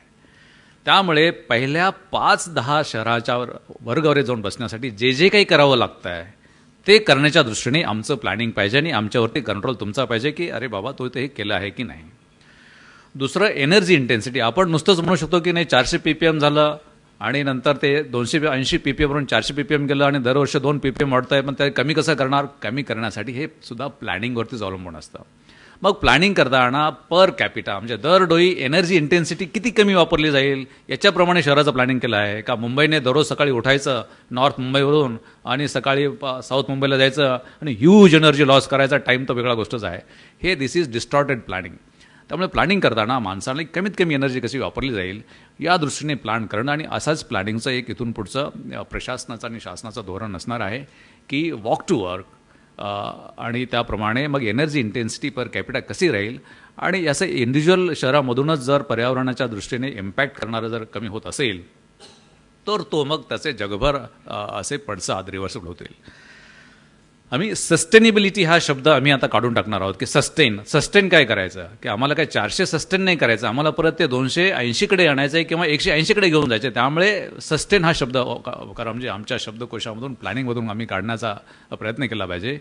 आणि आम्ही इम्प्रूव्हमेंट ऑफ इकोसिस्टम म्हणजे 400 PPM वरून आम्ही 280 PPMकडे कसं मार्गक्रमण करणार आहोत शहराचं हे करताना, हा आमचा बेसिक ऑब्जेक्टिव्ह त्याच्यामध्ये असणार आहे. ह्या सगळ्या गोष्टी करताना मला वाटतं की प्रशासन हे करतं आहे की नाही हे ॲक्टिव्हिस्ट, मीडिया ह्या सगळ्या लोकांनी बघणं गरजेचं आहे. अन्यथा आम्हाला आमच्या व्यापामध्ये वेळ नसतो आणि मग आम्ही आमचं जे काय करत असतो तेच बरोबर असं आमच्या डोक्यामध्ये भरलेलं असतं. So you people should question that की तुम्ही जे करता आहात हे जे करता ते इथे ते चुकलेलं आहात. These are the barometers. प्रत्येक शहराची कार्बन फुटप्रिंट मला वाटतं जोपर्यंत तयार होत नाही, प्रत्येक शहरातील वॉर्डची आणि प्रत्येक कुटुंबाची आणि प्रत्येक माणसाची कार्बन फुटप्रिंट तुम्हाला खरं म्हणजे की जर बघितला तर वेबसाईटवरती सुद्धा मिळतील की पर्सनल कार्बन फुटप्रिंट कशी काढायची असते. ह्या सगळ्या गोष्टी आहेत. हे करणं मला वाटतं गरजेचं आहे आणि नागरीकरण हे होणारच आहे. ते कसं चांगल्या पद्धतीने होईल, कसं सुखकारक होईल, how it will increase happiness index of human बिंग्स. आपण शेवटी कशासाठी राहतोय की फार फास्टेस्ट गाडी पाहिजे मला किंवा चांगल्याच सगळ्या थिएटरमध्ये मला एंटरटेनमेंट. नो, तुमचा हॅपीनेस इंडेक्स कसा वाढवेल आणि happiness index is directly proportional to the level of your environmental quality. आता हा जो विचार आहे हा करताना हा फार I am just speaking broadly, पण हे करताना हे खरं आमच्या प्लॅनिंगमध्ये असलं पाहिजे. मी काही जास्त बोलत नाही. I think I have my time is up. I may not if you got any questions मी त्यावेळी सांगेल, पण it's a vast topic. I must again thank Loksatta की तुम्ही अतिशय चांगल्या विषयाला हात घातला, पण वैचारिक प्रदूषण हे कुठेतरी मला वाटतं तुम्ही त्यालाही हात घालणं गरजेचं आहे. धन्यवाद.